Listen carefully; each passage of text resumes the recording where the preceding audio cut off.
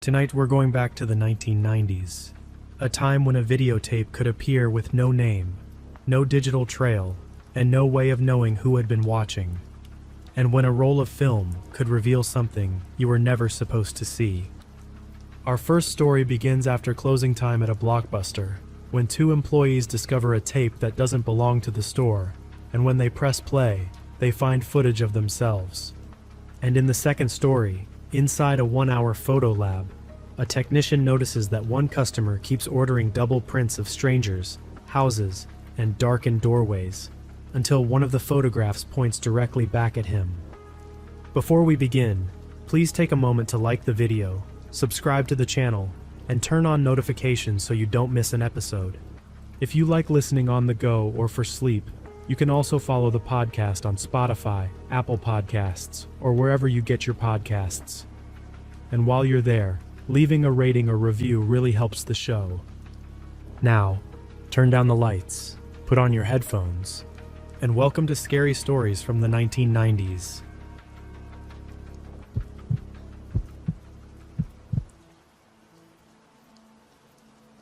The tape wasn't ours.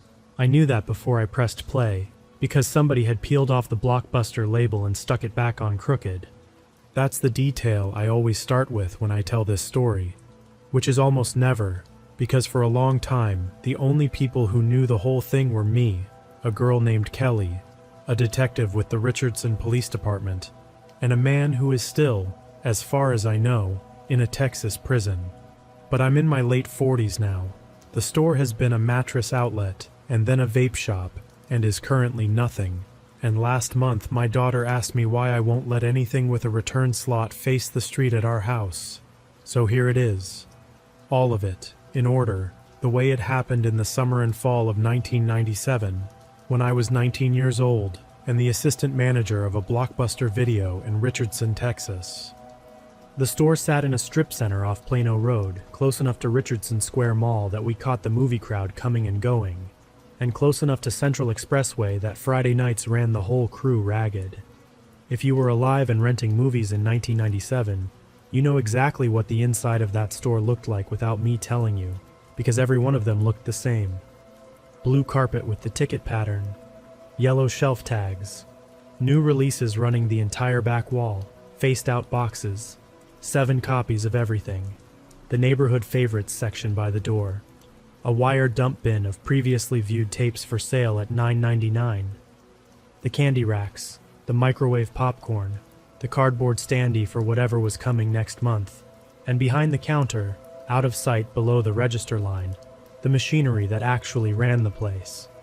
2 industrial tape rewinders, a bin of returns waiting to be checked in, and a 14-inch television with a VCR that we used to test tapes when a customer swore the movie they rented was damaged, and it was never once actually damaged. I'd worked there since the store opened, and I'd been assistant manager since March, which at 19 meant I closed 5 nights a week and got paid $5.85 an hour to be legally responsible for a cash drawer. I was saving for tuition at Richland College and living at home with my mother and my little sister Beth, who was 13 that year. I'm telling you where I lived and who I lived with now, up front, because it matters later, and I want you to already care. The store manager was a man named Wade, mid-30s, who had come over from managing a Chief Auto Parts and ran the store off a clipboard. Wade wasn't a bad guy. I want to be fair to Wade, even after everything, because the way he handled what happened wasn't evil, it was just small. He was a man whose whole professional instinct was that any problem in the building was a customer service problem, and some problems are not customer service problems. And he found that out the same week I did. The closers, my people, were Kelly and Marcus. Kelly was 20, took classes at Richland during the day, and was the fastest check-in person I've ever seen.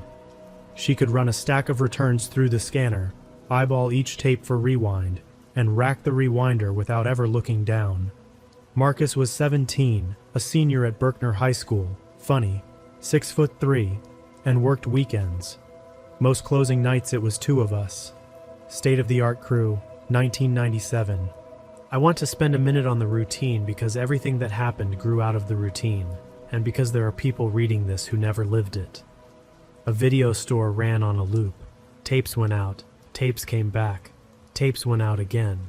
The front door had a return slot cut into it, steel flap, with a padded bin on the inside, and that slot never stopped. People fed it on their way to work at 6 in the morning. People fed it at 2 a.m. on their way home from wherever.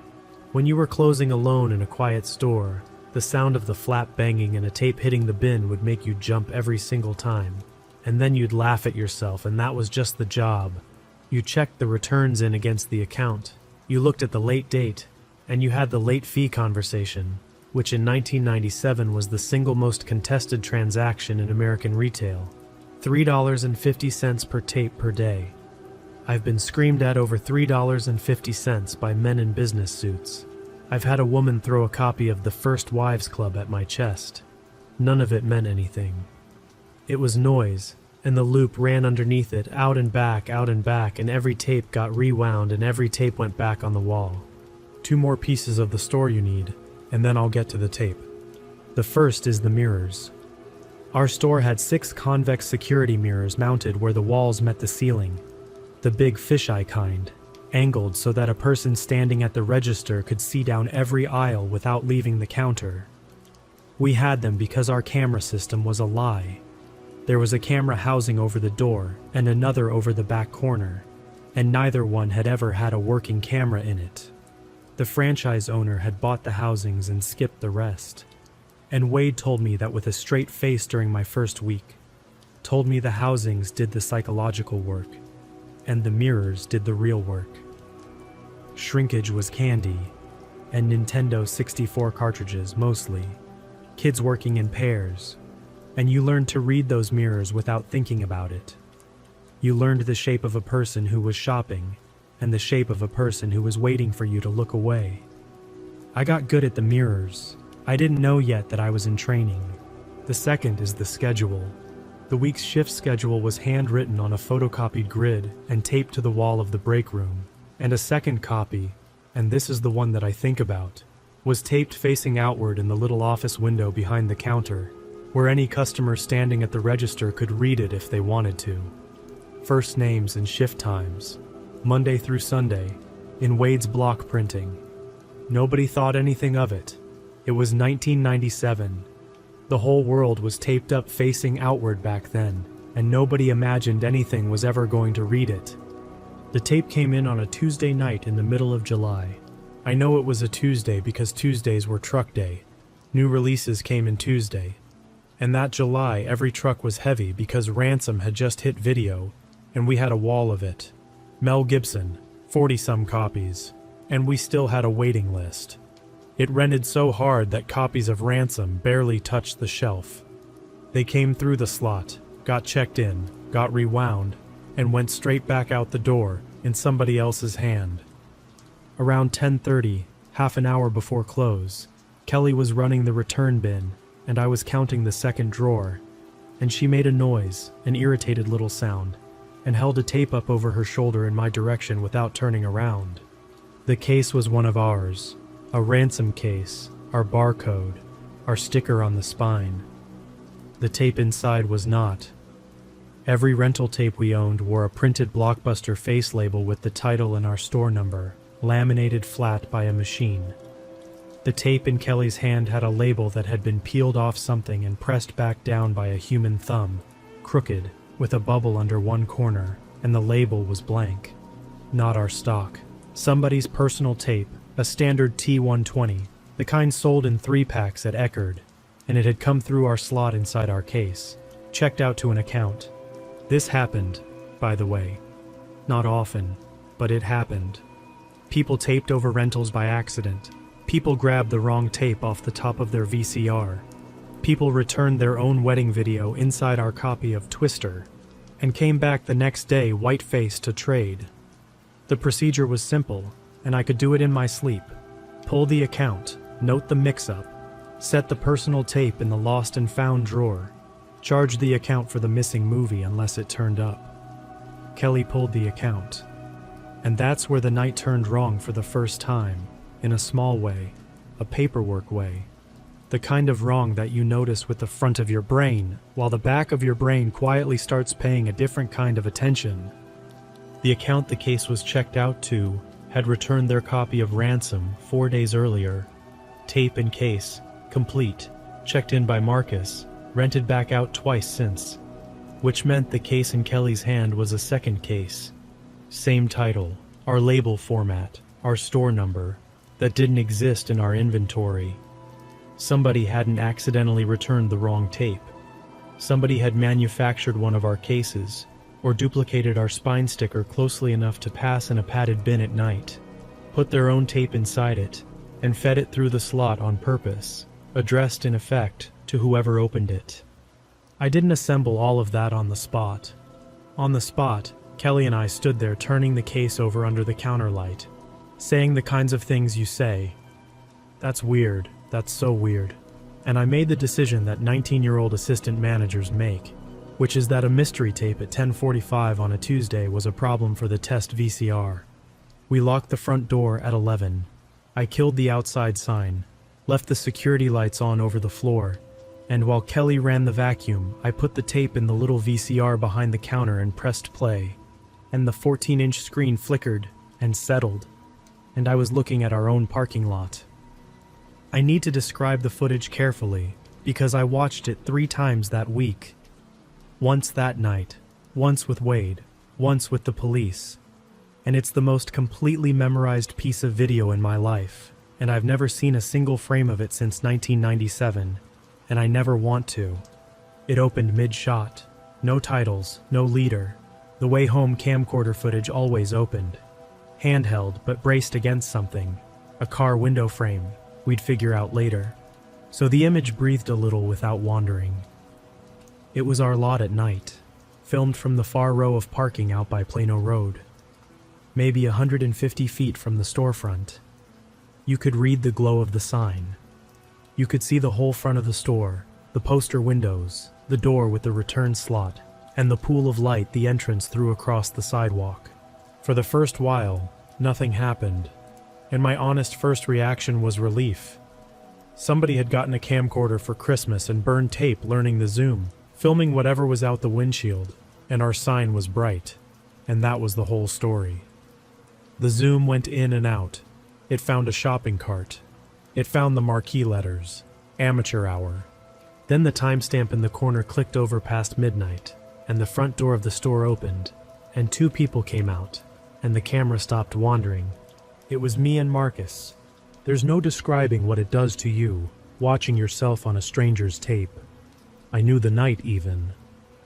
Marcus had a rolled-up poster under his arm, a Space Jam standee poster I'd let him take home when the promotion ended, which dated it to late June, roughly 3 weeks before the tape came through the slot. On the screen, 3 weeks in the past, Marcus and I stood on the sidewalk while I locked the door, and we talked about something. And he laughed, and we walked to our cars, and the zoom followed me. Not Marcus.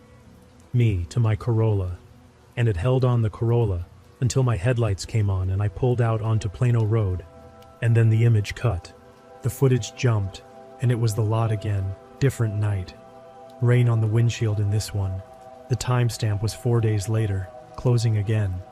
This time it was me and Kelly, and the camera found Kelly the moment the door opened and stayed on her, out across the lot, into her Civic, and held on the Civic's taillights all the way to the exit. The tape ran 40 or 50 minutes, and it was all of that. Night after night, cut after cut, spread across most of a month by the timestamps. Our closings mostly, but a few daytime shots too. Wade carrying the deposit bag to his truck at 10 in the morning. Marcus on his break eating a Whataburger on the curb. Whoever held the camera had learned our shifts. I understood that while it was still playing, standing behind my own counter with the vacuum roaring somewhere behind me in the dark store, because the pattern was right there in the timestamps. He was never filming on nights I'd have called slow. He knew when we closed heavy and when we closed light. He had our rhythm, the store's whole loop, out and back, and he'd gotten it the same place I'd gotten it, by showing up, over and over, and paying attention. And then the last section started, and everything before it stopped mattering. The camera wasn't at our store anymore. It was across a different, smaller parking lot in daylight, late daylight, filming the front of an apartment complex. 2-story, tan brick, exterior stairs, the kind that lined every street off Spring Valley Road in those days. A young woman came into frame carrying a plastic Blockbuster bag, our bag, and walked toward the stairs. I knew her, not her name. The police pulled her name off our membership records later, and I'm not going to use it here. I'll call her Carrie, which is close. But I knew her the way you know a regular. She rented 2 or 3 nights a week, always came in alone, always right before close, chatty in a tired way. Worked some kind of temp job she'd complained to Kelly about. Neighborhood favorites and romantic comedies. She'd been in so often that spring that Kelly used to have her account pulled up before she reached the counter. And she'd stopped coming. I hadn't consciously noticed until I saw her on that screen, and then I noticed all at once, cold. I hadn't seen Carrie in weeks. On the tape, Carrie crossed the lot with her rental in the bag, and the camera came out from behind whatever it had been braced on, and the image went loose and low and moving, walking motion, the frame swinging with somebody's stride, and it was following her, closing on her. And she reached the bottom of the stairs, and a shoulder in a light-colored shirt came into the left edge of the frame. The cameraman's own shoulder, that close now. And then the camera swung down and away, filming asphalt, filming feet, and the audio. The tape had audio, tinny little camcorder audio that had been nothing but wind and traffic for 40 minutes. The audio caught a short high sound and a scuffle of shoes on grit and one heavy soft impact, and then nothing. The camera had been set down on something. A car hood, the police thought later, based on the angle. It sat there, level and patient, recording the corner of the building and an empty parking space for 6 more minutes. Nobody crossed the frame. A door closed somewhere off screen. At one point, far off, a car engine started and faded. The empty space sat in the frame, and the timestamp counted. And I stood behind the counter of a locked video store at midnight and watched 6 minutes of nothing with my hand pressed flat over my mouth. And then the tape ran out of recording and dropped to blue screen, and the VCR's auto rewind kicked in with a clunk that made me jump harder than anything on the tape had, and behind me the vacuum shut off. And Kelly said my name, and I don't remember what I said back. I remember what we did though. We did it right, and I'm still proud of us. We didn't rewatch it. We didn't call anybody's house at midnight. Kelly wrote down everything we could pin. The timestamps, the apartment complex's look, Carrie's regular customer status, on the back of a returns report while it was fresh, and I ejected the tape with a pen through the label hole so I wouldn't put more fingerprints on it than I already had, which is a thing I knew to do from a decade of renting cop movies. And we put it in the office safe with the deposit, and I called Wade at home. And at 8 the next morning I called the Richardson Police Department. A detective came out that afternoon. His name was Del Rio, 40s, quiet, drank the break room coffee without complaining about it. He watched the tape twice in the office with the door shut, and when he came out his face had the carefully blank look that I now understand police wear when a thing is bad and thin at the same time. Because it was thin. He walked me through the thinness himself, at the counter, in a low voice, and I'll compress it. There was no crime on the tape. There was the strong shape of a crime. A followed woman, an off-screen struggle, 6 minutes of empty asphalt. But no face, no plate, no name, and no victim. He'd have someone identify the complex from the footage and knock on doors. He asked for whatever we had on the regular customer who matched the woman, and we pulled Carrie's account. Her rentals had stopped cold on a Tuesday 5 weeks earlier, mid-membership. 3 tapes returned on time, and then silence, and the phone number on the account rang to a disconnected line. That put weight on it. And he was straight with me, which I appreciated later even though I hated it at the time. A single woman letting an apartment go and moving on with no forwarding was, in his words, most of the missing person calls he ever took. And none of the district's open cases matched her, because nobody had ever reported her missing. same song as the tape. The strong shape of something, and nothing you could book.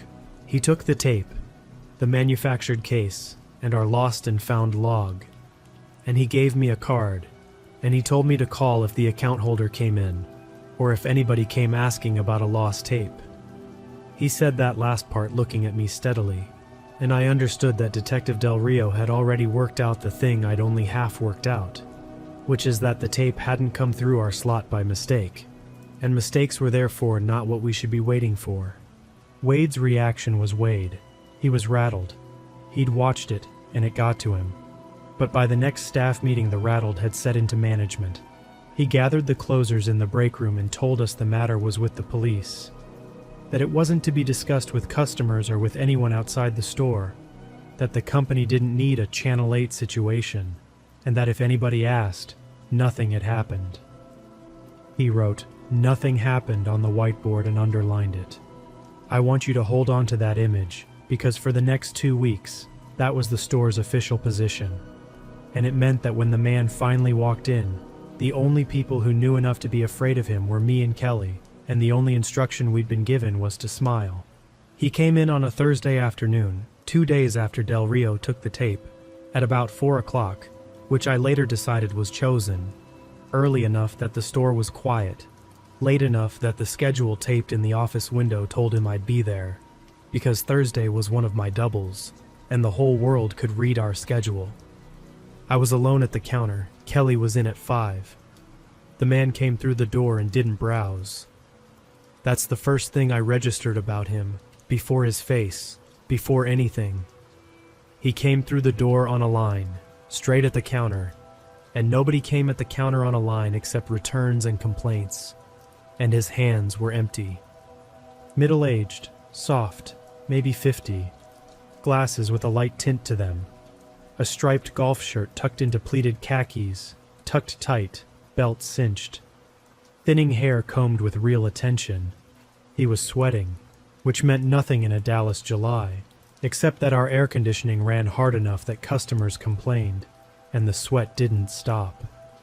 Everything about him said harmless, and I want to be honest about the fact that if he'd walked in a month earlier, harmless is all I would have seen. A dad. A guy who'd argue a late fee politely and pay it anyway. The whole costume worked. He said he had an embarrassing problem. Those words. He'd returned a tape by accident, a personal tape, home movies, family stuff, irreplaceable, and he was hoping we still had it. And then, without my asking a single question, he answered all of them. And this is the moment my scalp actually moved, standing at that register. He said it would have come through the overnight slot the previous Tuesday, the 14th. He said it would have been inside a case for ransom. And he said, smiling, apologetic, dabbing his lip with one knuckle, that whoever closed that night would probably remember it. And hadn't that been the tall kid and the young lady? Or was that the night both of you were... He caught himself there. He let the sentence die and reshaped it into something about how he was terrible with faces, but it had come out, before the sentence died. Both of you. He knew the tape hadn't been found by the tall kid and the young lady. He knew it had been found by 2 closers, on Tuesday the 14th, and he was standing at my counter watching my face while he said it, and the tint in his glasses was light enough that I could see his eyes doing something entirely different from what his mouth was doing. His mouth was embarrassed. His eyes were checking in on his tape. The tape was out working, and he'd come by to see what it had caught. Here is where I told the lie, and I've run this moment back 10,000 times, and I still don't fully know where it came from, except that some very old part of the brain took over. I made my face do bored. Retail board, late fee board, the face I made 40 times a shift. And I told him, yeah, that rang a bell, a blank tape in a rental case, no label. I told him the policy on found tapes with no name was they went in the recycler bin, that we bulk erased and resold as previously viewed blanks, and that Tuesday's bin had already been run. I told him I was sorry. I offered him a coupon. I've thought a lot about why he believed it, and I think the honest answer is that the store backed my lie. He had spent weeks studying our routine, a loop that took tapes in and processed them and pushed them back out.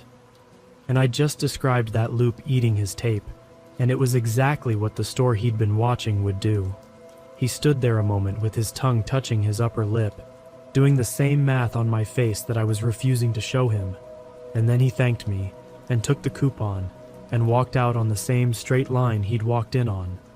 The second the door closed, I got the plate, or I tried to. I came around the counter fast and stood at the poster window, and his car was backed into a spot in the far row.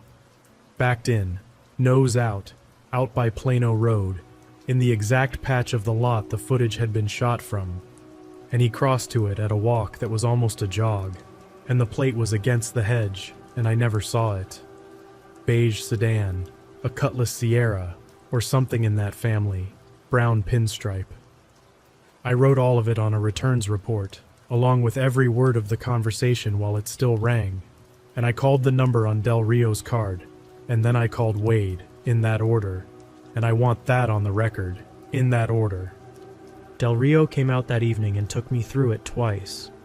The detail that sat him back in his chair was the date and the case title. Those had never gone past the police, Wade, Kelly, and me. When I got to my lie about the bulk eraser, he stopped writing and looked at me for a second, and said that was quick thinking, and then said quietly that it also meant something I needed to hear plainly. As far as that man now knew, the only living record of what was on that tape was the memory of the employees who'd watched it. He asked me who'd closed on the 14th. He wrote Kelly's name and mine, and drew a box around them, and I watched him do it. Wade's response was to ask whether the man had been rude to me. I wish I could tell you the police swept in behind that, but the next 3 weeks were the slow part, the grinding part, and everything happened in inches. Del Rio worked it. I know he did, because he called the store with follow-ups. The apartment complex from the footage had been identified off Spring Valley, and a unit there had been let go by a young woman matching Carrie in early June, rent abandoned, no forwarding. Her temp agency had marked her a no-show the same week. She now existed as a person of concern with no family anyone could locate fast, which meant it all still hung in that gray zone where a grown woman is allowed to vanish on purpose. The beige sedan in my description matched nothing usable. The manufactured case had been wiped clean, and our own prints were all over the tape. He told me they'd stepped up patrol passes on the shopping center at close.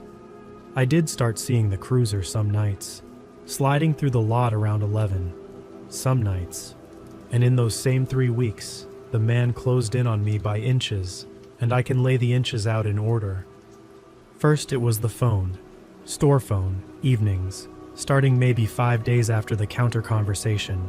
The voice was his, soft, apologetic, unhurried, and the calls weren't thing. That was the genius of them. Is this the Blockbuster on Plano Road? What time do you close tonight? Do you have ransom in? And then, folded into the middle, every time, is the assistant manager working tonight? The young man, I don't recall his name. The first time, Marcus answered and told him my schedule for the week because a customer asked and that was the job. After that, I briefed the crew. Nobody's schedule goes out over the phone. Take a name and number. The man never left one. Kelly noticed the background before I did. The calls had traffic in them, wind on the mouthpiece, sometimes the bong of a passing car over a driveway hose. Payphones. Different ones. There was a payphone bank outside the Tom Thumb up Plano Road and another at the Texaco by the highway. And to this day, I can't walk past the ghost of where a payphone used to be without hearing that voice asking what time we closed. Then it was closing time itself. He stopped coming inside, never came inside again, in fact, not once after the coupon. But he began to be adjacent at 11 o'clock. The beige sedan, nose out, far row, twice in 1 week. Once across the street entirely, in the mall's satellite lot, which I only spotted because I'd started standing at the poster window with the lights off before walking out, studying the dark lot through the glass, a 19-year-old learning counter-surveillance out of pure animal need. I called the patrol number both times. Both times the lot was empty by the time the cruiser swung through. He knew their rhythm too. Of course he did. Rhythm was the whole thing he was. I stopped letting Kelly walk out alone. We left in a pair every night. Engines started in a pair, and she followed my car to the light at Beltline before we split. And we never talked about the fact that we'd invented a procedure. We just did it, the way you put your seatbelt on. And then, on a Tuesday in the middle of August, Tuesdays again, I think the day was part of his joke, the flap on the return slot banged at some dead hour of the night, and when Marcus ran the morning bin, there was a second personal tape in it. No rental case at all this time. No pretense of a mix-up. A bare T120 with a peeled, restuck blank label, crooked, with a bubble under one corner, sitting in the padded bin on top of somebody's copy of Jerry Maguire. Marcus, God bless him, followed the new procedure and didn't touch it past gloves. He called me. I called Del Rio, and this time I didn't press play. The police watched it first, and Del Rio brought it back to the store that evening and sat me down in the office and told me what was on it, in a voice I hadn't heard him use before. And then, because I insisted, and I did have to insist, he let me see enough of it to confirm what he needed confirmed. It was my street. It was my mother's house, filmed in morning light from a parked car's window. The brick, the live oak, my Corolla in the driveway with the sun coming up behind it. It was our garbage cans out on a Thursday, which is trash day on my street, which meant more than one morning. And it was the corner 2 houses down, where the RISD bus stopped at 7:40 a.m., and it was a small knot of middle schoolers with backpacks, and the Zoom went in, past the other kids, past all of them, and found my sister, and held Beth. 13 years old, backpack on both shoulders, holding a folder against her chest, waiting for the bus, on a stranger's tape, in a store's back office, in a detective's hands. The tape ran 4 minutes and it said one thing. It was an answer to my lie, mailed through the same slot the lie had been built to protect. I'd told him the machine ate his tape and nothing came of it, and here was his reply, patient and unsigned. I know it didn't. I know you watched it. I know where you sleep. I know who you love. And I know what time the bus comes. Del Rio put a car on my street the next morning, and the morning after that, and Beth got walked to the bus stop by our mother for reasons my mother was only half told, and I aged about a decade in a week. And I want to mark this point in the story clearly, because everything to here had happened to the store, to the routine, to the crew. This was the moment it became mine. Whatever he'd done to Carrie had started exactly this way, with him, unseen, learning the rhythm of a life. And I was now somewhere in the middle of that same process, and the only 2 facts in my favor were that I knew it was happening, and that he didn't know I knew he'd told me so himself, at a counter in a striped golf shirt. Or was that the night both of you, 2 closers? He'd known, that first Thursday, exactly who had seen his work. And in the second week of September, on a night when the schedule in the office window said the 2 names he had a box drawn around in his own head were closing together, he came to collect us both. But before I tell you about that night, I have to tell you about the 3 weeks in front of it, because the 3 weeks were their own kind of bad. And skipping them would make this sound faster and cleaner than it was. Nothing about it was fast or clean. It was 20-some days of an ordinary life with something wrong running underneath it. And I've come to believe that's the true shape of these stories. Not the night everything happens, but the long stretch where you carry it around while the rest of the world rents movies. At home it was lies of omission, approved lies, and I hated every one of them. Del Rio had sat with my mother once, early, and given her the sanded-down version. An unstable customer had fixated on the store. There had been some concerning behavior. Patrols were watching the street as a precaution. All true. All missing the tape of her daughter at the bus stop, which he and I had agreed, in the office, that she didn't need in her head while it was being handled. And I signed off on that, 19 years old, deciding what my own mother could carry, and I still don't know if it was right. so my mother walked Beth to the corner every morning under the polite fiction of new neighborhood caution, and Beth complained about it the way 13-year-olds complain, loudly at breakfast. And I sat there eating cereal with the actual footage running behind my eyes, and I learned that you can hold a spoon steady while doing that. It's a skill. I've never been proud of having it. I did my own counter work too, because sitting still had stopped being possible. Our membership system could pull account histories, and I spent 2 closes going through it with Kelly. Every mail account with rental activity that dropped off or went strange around mid-July. Every account opened in the last year with daytime-only rentals, anything. It was a haystack with no needle. Our store carried over 11,000 member accounts. The fields were name, address, phone, and drive-off history, and nothing in a 1997 video store database was built to answer the question, who here is watching us?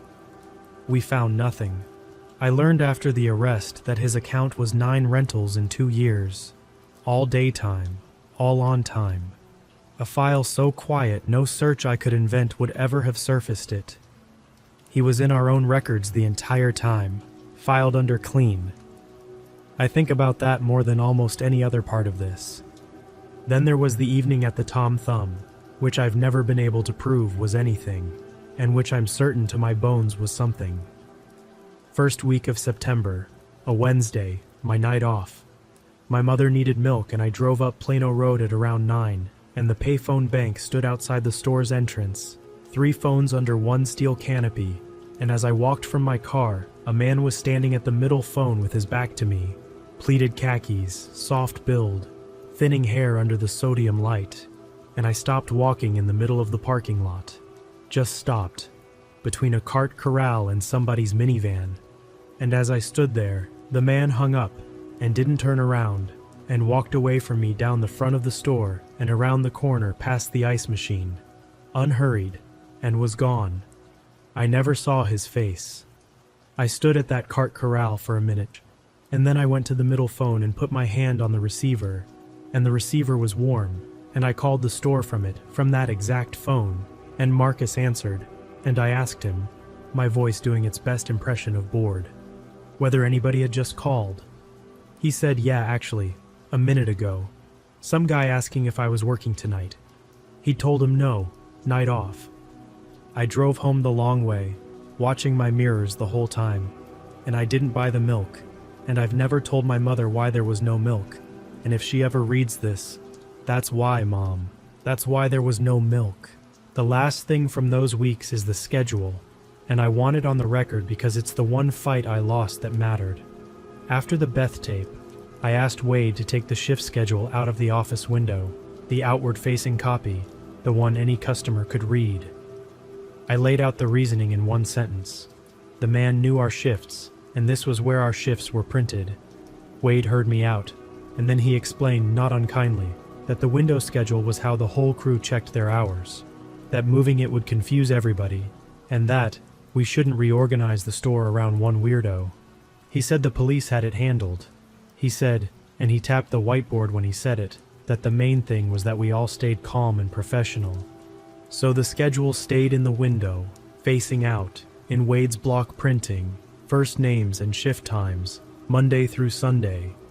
And in the second week of September it said, for Thursday, in letters a man in the parking lot could have read through binoculars and photocopied at his leisure. And did. The trunk inventory proved he did. 2 names, 10 to close. Mine and Kelly's. It was Thursday, September 18th, 1997. And I can tell you the date without looking anything up because it's on the arrest report. And I've read the arrest report more times than I've read anything else ever printed. It was me and Kelly, 10 to close. An ordinary hard Thursday. New release turnover. A birthday party's worth of kids in the Nintendo aisle at 8. A man who wanted to fight about a rewind fee on Star Trek First Contact at 9. Marcus had asked off for a football game. Wade had left at 6. By 10:15 the store had gone into its late shift shape, 3 or 4 browsers drifting the aisles, the ceiling speakers playing the promo loop, Kelly running returns, me facing the new release wall, which means walking the back wall pulling every box flush to the shelf edge, a job I'd done so many thousands of times that I could do it in the dark. Hold that thought. I didn't know it at 10:40. What happened at 10:40 is that the phone rang once, a half ring, chopped off, and Kelly picked it up and got nothing and hung up. And we traded a look, because the payphone calls had trained us both to hate the phone. And then a customer needed her, and the moment passed. At 10:55, I called our own second line from the register phone to check the time clock modem, a nightly chore, and the line was dead. Both lines. No dial tone, no static, nothing. Dead plastic against my ear, and I stood there holding it and looking out the poster windows at the parking lot. And the parking lot looked different. The way an ordinary place looks when one new piece of information has just changed every single thing it contains. I know now, from the report, what had happened outside. The phone line came down the strip center's rear wall to a junction box by our stockroom door, and it had been cut, cleanly, along with the line to the empty suite next door. He'd either not known which was ours, or not cared. What I knew that night was less and worse. The calls had always been him checking whether I was working. Tonight nobody had checked, and now the phone was dead. It didn't take detective work. It took subtraction. Here's what I want you to understand about the next 20 minutes, though. The last 20 minutes we were open. Nothing happened. That's what a real siege is. The movies get it wrong. Customers checked out. I smiled, ran cards through the knuckle buster when the deadline killed the card machine, and blamed the phone company out loud, laughing, while my eyes went to the mirrors between every sentence. Kelly caught it off my face inside a minute. She asked me nothing in front of customers, just moved to the counter and stayed inside arm's reach of the silent alarm button, which lived on a bracket under the register lip, wired straight to the alarm company on its own cellular box. The one piece of the store's security that wasn't a lie, and which Wade had shown me exactly once, in March, saying we'd never need it because the housings over the door did the psychological work. At 11, I walked the last two browsers out. A couple renting Fools Rush In, and I've wondered for 28 years whether they ever knew what store they were standing in. And I locked the front door behind them, and threw the top bolt, and killed the sign. Store policy after lockup was written down somewhere, and it was this: one closer runs the drawer counts, one walks the floor, straightening, pulling stray tapes, checking the restroom and the stock room, then lights out, alarm on, out the front in a pair. The floor walk took 10 minutes, and I'd done it over 1,000 times, and until that September I'd never once thought of it as searching the building.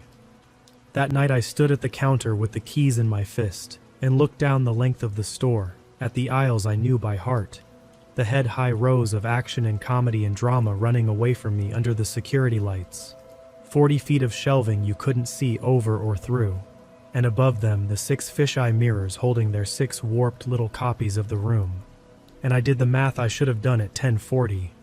I'd watched the door all night, but the door had been unlocked for 13 hours, and I hadn't watched it for 13 hours, and a man whose entire art was rhythm, who knew our promo loop, our slow hours, our floor walk pattern, what time the last browser left, which of us counted the drawer, didn't have to come in at the end of the night at all. I never said any of this out loud. What I said was Kelly's name, once, quietly, and she looked at me, and I looked down the store, and that was the entire conversation. She put her hand flat on the counter 3 inches from the alarm bracket. And because the button had to be held for a 2 count, and because we didn't actually know anything yet, and because 2 teenagers who set off a silent panic alarm over a dead phone line were going to have a very Wade morning ahead of them. I'm being honest about every factor that was in my head. I did the floor walk. I took it slow and I took it wrong on purpose, and that's what saved it. The routine walk ran the aisles in order, 1 through 6, front of the store to the back. Instead, I walked the front cross aisle along the registers, where the ceiling mirrors could work for me, reading each aisle's mirror before I passed its mouth. Mirror 1, empty aisle. Mirror 2, empty. The store hummed. The promo loop had shut off with the sign, and the only sounds were the air conditioning and Kelly turning the drawer's quarters, which she was doing steadily, evenly, on purpose, so the store would sound the way the store was supposed to sound. The fifth mirror was family and kids, and in the warped little circle of it, low, at the far dark end of the aisle where Disney met the back wall, between the shelf line and the floor, there was a shape that the shelf shouldn't have had, a pale curve, hip-high, motionless. A person's shoulder, in a light-colored shirt, belonging to somebody crouched at the end cap with their back against the wall of tapes. Somebody who had walked into aisle 5 as a browser at some point in the ordinary evening, and sat down in the blind spot where the shelving met the stockroom corner, 30 feet from two teenagers counting money, and waited for the lights to start going out. He had made one mistake in an otherwise very careful evening, and it's the reason I'm typing this. He'd learned the store from a parking lot. From 150 feet out, through a windshield, our aisles red as solid walls and the mirrors red as dots on the ceiling line. He'd mapped every rhythm the store had, but he'd never worked a shift under those mirrors. Never learned that from the front cross aisle, the fifth mirror sees the Disney end cap. The store he'd studied for a month had one more angle than he knew about, and it was showing me his shoulder. I didn't stop walking. That's the part I still don't know where I found. I read the shape in the mirror in one stride and kept moving at floorwalk speed, past the mouth of 5 without turning my head, and at the mouth of 6 I said in my checking the restroom voice, loud enough to carry, that the restroom light was out again and I'd grab the stepladder, store noise, nothing noise. And I came back up the far side along the poster windows toward the counter, and Kelly read my face at 40 feet, the way she read a barcode, and her hand slid the 3 inches, and she pressed the button, and held it, 1-2, before I'd covered half the distance, and nothing in the store changed at all. No siren, no light. The alarm was a cellular whisper to a company in another city, and the store hummed on, and somewhere behind me in aisle 5, a patient man crouched in the dark, 30 feet away, not knowing the police were already rolling. The dispatch log says the alarm company received the panic signal at 11:18, and Richardson PD logged the call at 11:19. And the first unit, which had been running the stepped-up passes Del Rio had set weeks before, and was 4 blocks up Plano Road at a gas station, marked arrival at 11:22. 4 minutes. I've lived whole years shorter than those 4 minutes, because at 11:20 he stood up. I think he'd heard the wrongness by then. The floor walk that never finished. 2 closers now, both behind the counter, the lights that weren't going out on schedule. Kelly saw him first, in the mirrors, the pale shirt rising up out of family and kids at the far end of the store, and there was no crouch about him anymore, and no browsing, and no costume. He came up the length of aisle 5 at a fast, flat walk, one hand down at his side holding something short and dark that the arrest report would inventory as a stun gun, and the other hand carrying a folded pair of ratchet tie-down straps. And he wasn't coming at the front door. He was coming at the gap in the counter, the swing-through by the rewinders, the entrance to the employee area, to the office, to the safe, to the 2 names in the box. And I'd love to tell you I did something from a movie, but what I did was throw the bolt on the counter gate and put my back against it with the register between me and the gap, and Kelly stood on the button she no longer needed to hold, and screamed the store's address into the dead phone anyway, on pure adrenaline. And the man reached the counter gate and put his weight into it, twice, close enough that the gate jumped against my spine, close enough that I could hear him breathing through his nose, fast and even, workmanlike, a man dealing with a stuck drawer, and the parking lot outside went red and blue. He stopped pushing the instant the light changed. That efficiency is the thing my body remembers most. No panic, no freeze. The weight just left the gate, and he turned and went away from the light, down the back cross aisle at a run, through the swinging door into the stockroom, where the rear delivery door had a panic bar and opened onto the alley behind the strip center, and where the second unit, following the protocol Del Rio had written for this address after the Beth tape, was already parked in the alley with its lights off.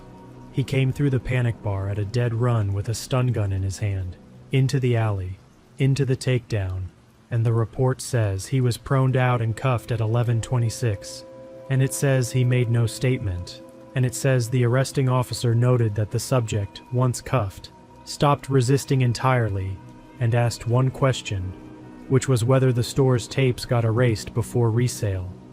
Even face down in an alley, still checking on his tape. The rest I mostly know from Del Rio, the papers, and the trial that never quite happened because he pleaded out in the spring of 1998. His name was Gerald Fisk. He was 51, and he'd rented from our store exactly 9 times over 2 years, always daytime, never late, an account so clean it had never once surfaced. The beige sedan was registered to his late mother's name at an address he hadn't lived at in a decade.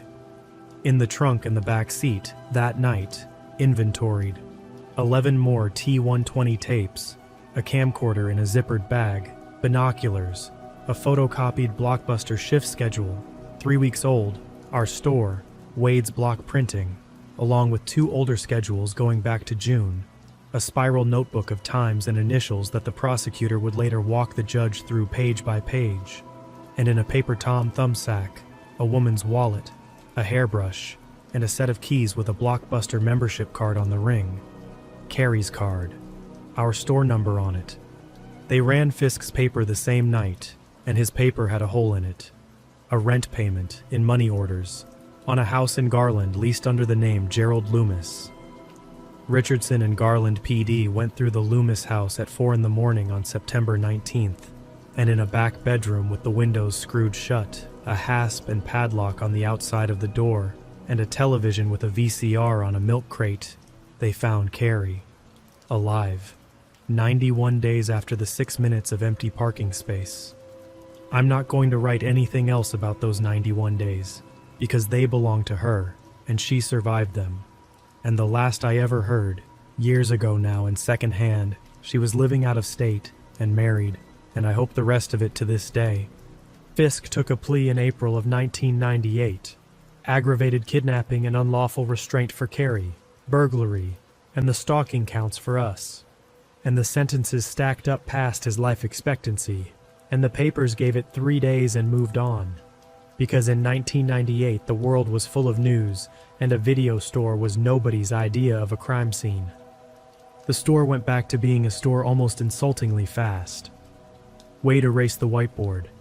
The schedule came out of the office window. I took it down myself the day after, and Wade never said a word about it. Kelly finished her associates and moved to Austin in 1999, and we still talk every September 18th, every year, about nothing, for about 10 minutes, and it's one of the most important phone calls in my life. Marcus is a coach now. I left the store in 2000 for a real job. The store left the world a decade after that, and the 14-inch TV and the little VCR went into a dumpster somewhere, along with the rewinders and the mirrors and all of it. One more thing, and then the ending, which isn't mine. It's from the search inventory, and it's the reason I finally wrote all this down. When the police went through the Loomis house that night, past the padlocked door, they photographed everything, and Del Rio showed me one photograph months later, because he said I'd earned the whole picture. It was the living room, an armchair, a TV tray, a rented videotape on top of the VCR in its blue and yellow case, 9 days overdue, our sticker on the spine. The movie he had meant to return was still sitting in his VCR when police searched the house.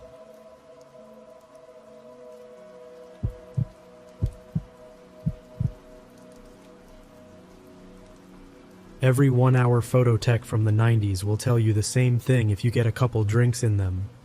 We looked, all of us, at everything. The machine printed your whole roll right out in the open. 36 4x6 prints of your life sliding down a conveyor into an envelope. And the person running that machine saw every single one. Birthdays, new babies, vacations, girlfriends the wife didn't know about. We saw it. We sleeved it. We handed it across the counter with a smile and said, "That'll be $8.49. Have a great day." I'm telling you that up front so you'll believe the rest of it, because the rest of it only happened for one reason. I looked. In 1994 I was 22, taking what I kept calling a semester off from Wichita State that had quietly turned into 3 semesters, and I worked the photo counter at a 1-hour lab in town East Square, out on the east side at Kellogg and Rock Road, biggest mall in Kansas, Dillard's on one end, Penny's and Sears holding down the rest, a food court that smelled the same every day of its life, an Orange Julius, a Sam Goody, a Glamour Shots, where women went in normal and came out with feather boas and a soft focus problem. Our lab sat on the main concourse between a Walden Books and a place that sold nothing but airbrushed t-shirts. And we had the big backlit sign every lab had. 1-hour photo, double prints every Tuesday. Hold on to the double prints thing. It matters at the end. The lab itself was one machine and a counter. The machine was a Noritsu mini lab about the size of 2 refrigerators laid sideways, and it did everything. Developed the film in C41 chemistry, scanned the negatives, exposed the paper, ran the prints out a chute at the top where they dropped into a catch tray in order. My job was feeding it, keeping the chemistry in spec, cutting negatives into strips of 4 for the sleeves, and doing color corrections on the fly, because straight out of the machine half of everything printed too cyan or too dense, and a good tech rode the correction buttons frame by frame. I was a good tech, I'll just say that plainly because it's load-bearing. I shot my own stuff on a Pentax K1000 I'd bought used. I'd taken 2 photography classes at WSU before the semester off, and I knew film the way the other counter staff didn't. My manager, Arlene, had been in photo finishing since the photomat kiosk days and could run the machine asleep, but she processed pictures. I read them. There's a difference, and the difference is this whole story. The other regular was Deb, mid-40s, part-time, worked mornings so she could get her kids off the bus in Derby. Deb's contribution to history is that she's the one who took in the first role, and she remembered him, and what she remembered turned out to matter. Now. The job had rhythms. January was dead. Spring break brought the beach rolls. May brought proms and tornado season, sometimes in the same envelope. Every roll of film in Wichita eventually crossed somebody's counter, ours or Walgreens or the Dillon's grocery lab, and after a few months, you'd seen the whole catalog of what people photograph, and I can tell you the catalog is short. People photograph what they love and what they can't believe. That's it. That's the whole list. Although, and I need to give you this, because without it my judgment in this story means nothing, the list has a weird back page, and a working tech saw the back page every week. There were rolls that stopped you cold and turned out to be nothing, and learning that was part of the trade. My first month, I ran a roll that was 24 frames of headstones, different cemeteries, close-ups of the dates, and I about called somebody, and Arlene looked at 2 frames and said genealogy. Retirees did it all the time, she said. Photograph the family graves before the weather takes the carving. She was right. The man who picked it up wore a Korea veteran's cap and tipped me $1. Another time it was a whole roll of one intersection, crumpled cars from 9 angles, skid marks with a tape measure laid beside them, and that one was an insurance adjuster, obviously.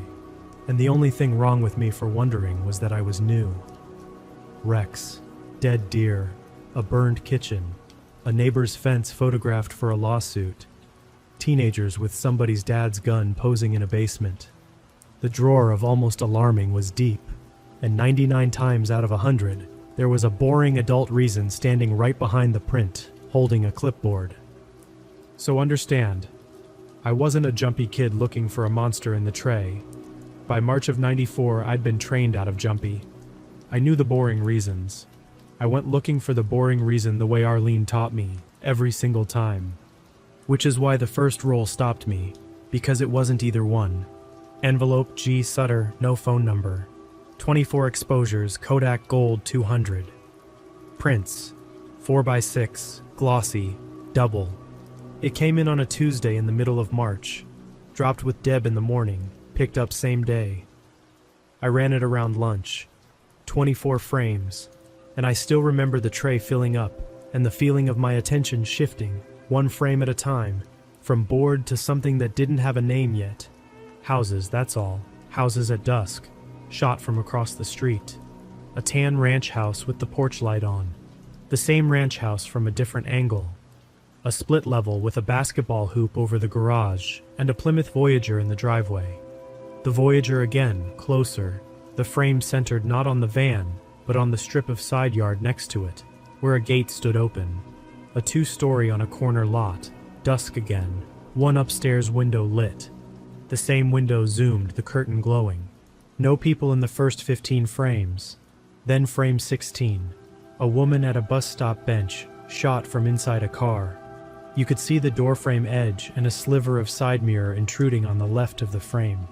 She was maybe 30, work clothes, a Taco Tico cup beside her on the bench, looking up the street for her bus. Frames 17 through 19, the same woman, same minute, the zoom walking in closer each time. Frame 20, a kid's bike lying on a front lawn. 21, the bike again, and behind it, the front door of the house standing open into a dark hallway. Nobody visible. 22 through 24, the tan ranch house again, full night now, porch light off. I want to be careful here because everything that went wrong with getting anyone to care about this started in this exact spot. So I'll say it the way the police eventually said it to me. There is nothing illegal in the paragraph you just read. You can stand on a public street and photograph a house. You can photograph a stranger at a bus stop. Creepy isn't a crime. I knew that at 22 standing at the catch tray, and I sleeved the negatives and stuffed the envelope and put it in the pickup bin under S. And when a man came for it at 4 o'clock, I wasn't even the one at the register. Arlene handed it across. Cash. I got one look at the back of him leaving. Medium everything, tan jacket, walking unhurried up the concourse past the airbrush shop. And I remember deciding consciously, the way you decide to let a yellow light go, that it was a real estate guy. Comps. Insurance adjuster. Something with a clipboard attached to it somewhere. Deb told me something about that first drop-off, months later in the break room, after it was all over the news and we were allowed to compare notes. She said he hadn't left. 1 hour service, and most people looped the mall or went to the food court, and he'd gone and sat on the concourse bench across from us, the one by the planter, facing the lab, and stayed the whole hour, not reading, not people watching, or not the way people watch. Sitting with his hands on his knees, watching the counter, watching the machine run, watching her sleeve envelopes, for 60 straight minutes. And when his prints hit the bin, he was standing at the register before she'd called the name. She'd written it off the way we wrote everything off. Some folks are particular about their pictures. What she'd actually watched, we understand now, was a man surveying the lab the same way he surveyed everything, learning our counter the way he learned back doors, who worked it, where the eyes went, what the routine was. We were in the rotation before I ever ran a frame. Except real estate guys don't shoot houses at night, and nothing about a bus stop woman is comps. And he'd ordered doubles. I didn't sleep great that night, and then a week went by and the machine fed me 400 other people's Easter and I mostly forgot. That's the true part nobody likes. I forgot him for a while. You would have too. Envelope. Paul Reese. No phone number. 24 exposures. Kodak Gold, 200. 4x6, glossy, double. Second roll, first week of April. Different name, different handwriting on the envelope. And I'd learn later the handwriting thing was its own piece of work, because he wrote each alias in a different style, slanted for one, printed for another. And he kept them straight, roll after roll for months. Deb took this one in too, and Deb's the one who flagged it, sort of, by accident. She mentioned it at shift change the way you'd mention weather. Another one of those house rolls, she said. Guy gave her the creeps, wouldn't put a phone number on the envelope, said he'd just come back. I ran it personally. More houses. A new neighborhood this time. I recognized a street sign in frame 9, blue stem, which put it east side, not far from the mall, and that's the first time his photographs attached themselves to real ground I could drive to, because up to then the houses had existed nowhere, the way pictures do. This roll had people. A man in his 50s getting his mail, shot long, a garage interior, shot from the street, shelves and a deep freeze visible in the dark past a parked Buick. And 6 frames, 6, of the back of a yellow house from what had to be an alley. Back door, back windows, a swing set, a dog run with no dog in it. Here's what I did that I'd never done in a year and a half at that counter. When I cut the negatives, the machine's cutter left me one orphan strip, and instead of sleeving everything into the envelope, I pulled the test print. I should explain test prints, because this is the part of the job nobody knew existed, and it's the reason any of the story ends the way it ends instead of some other way. When the chemistry drifted or the paper lot changed, we ran calibration, and when a frame came through badly exposed, the machine sometimes double-fed, or the tech reprinted with corrections. And the bad copies, the rejects, the tests, the doubles that shouldn't exist, went into a drawer under the counter to be counted against paper inventory at the end of the month and thrown out. Every lab had that drawer. Customers never heard about that drawer. What it meant, practically, was that the lab sometimes kept a frame the customer didn't know had ever been printed. Frame 4 of the Reese roll had come through dense, and I'd reprinted it, and the dark first copy went in the reject drawer, and that was all true and normal, and by the book. What wasn't by the book is that at 9 that night, after close, I ran 2 more frames dark on purpose, called them rejects, and put those in the drawer too. The 6-frame yellow house sequence bothered me that much. I wanted the lab to remember what I'd seen, in a way that didn't depend on me. 22-year-olds don't usually get to be right about the thing they're most afraid they're being dramatic about. I'd trade it back if I could. Envelope, M. Kessler. No phone number.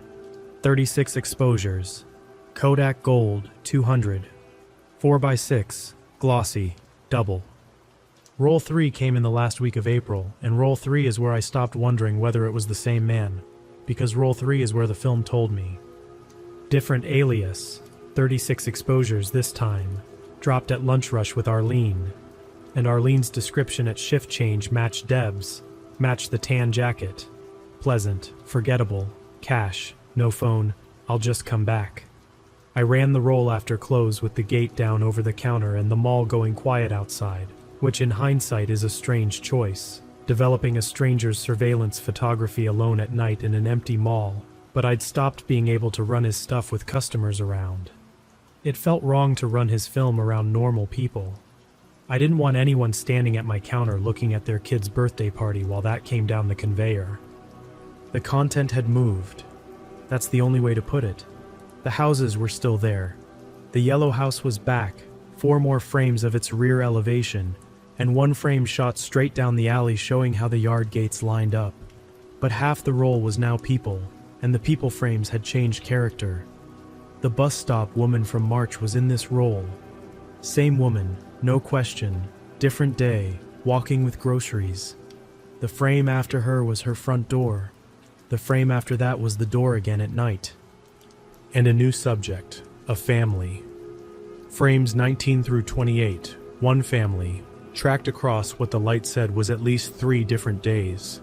A dad mowing. 2 kids on bikes in a cul-de-sac. The mom, and this frame is the one I'd end up describing to police more times than any other. The mom at a Dillon's register, shot from the parking lot through the storefront glass with a long lens, unloading a cart, her head turned to laugh at something the checker said. Somebody had stood in a grocery store parking lot in Wichita, Kansas, in the spring of 1994, and photographed a woman laughing inside, and then driven that film to my mall and paid $3.99 plus tax for me to make him 2 copies of it. But I said the film told me it was 1 man, so let me pay that off, because this is my favorite part of the story, and the only way any of this can have a favorite part. Every camera has a film gate, the rectangular frame the film sits behind when the shutter opens. If the gate has a burr on it, a tiny nick in the metal, from a drop, from grit, from the factory, it scratches the emulsion the same way on every single frame that camera ever takes.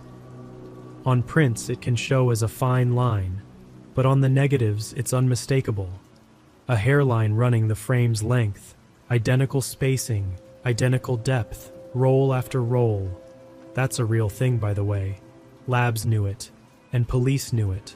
A camera with a bird gate marks every roll it ever shoots, identically, in a place no other camera will ever quite match.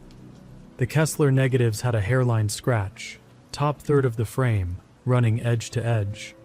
I pulled my orphan reject strips from the Sutter and Reese rolls out of the drawer, put all three under the loop on the light panel, and there it was.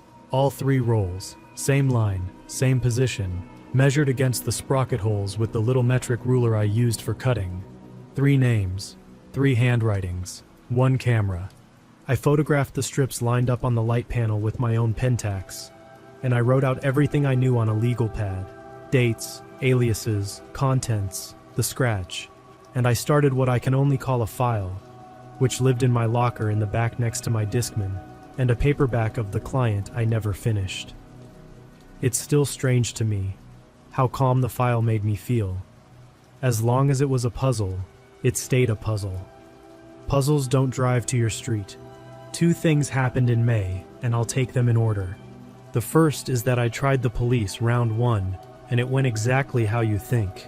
I called the non-emergency line for the Wichita Police Department on my day off, and did my best, and my best sounded insane out loud, and I knew it while I was saying it. A man is taking photographs. Of what, sir? Houses. Whose houses? I don't know. Has he threatened anyone? No. Has he trespassed? Not that I can see. Sir, is there a crime you're calling to report? And there wasn't. The officer wasn't rude. He took my name, and he said the sentence I'd already said to myself in March, the one about how photography from a public street isn't a crime. And he suggested that if the customer made staff uncomfortable, the store could refuse him service. Refuse him service. I want to frame that. The one lever anybody could offer me was the power to make him get his double prints at Walgreens, where nobody was keeping reject strips in a drawer. I said thank you and hung up and went back to the file. If the lab was the only place paying attention, the lab needed to keep him. That's a heavy thing to decide at 22, and I didn't so much decide it as fail to undecide it, week after week. The second thing that happened in May is the yellow house. I'd gotten good at placing his neighborhoods by then. Street signs when he was sloppy, but mostly it was edges. Water towers, the grain elevator horizon lines, a Brahms sign in deep background. Once a church marquee I matched by driving. On my days off, I'd started doing something I never told Arlene about. I drove his frames. I'd pick a location I'd pinned and drive past it once, not stopping, just confirming the real world matched the prints. The yellow house took me 2 Sundays to find, and it was real. Of course it was real. On a quiet street off Lincoln east of Rock Road, swing set in back, dog run with no dog. I drove past at 15 miles an hour with my heart going and a WSU ball cap pulled low, which tells you something about where my head already was. I was disguising myself from him without ever having seen his face. I'd caught it. The way of thinking. It comes through the prints, if you handle enough of them. You start seeing houses as sides and gates and sightlines. I hated it. I kept doing it. I found the bus stop too, and I'm going to tell about the bus stop even though nothing happens in this part, because it's the half hour that changed what the file meant to me.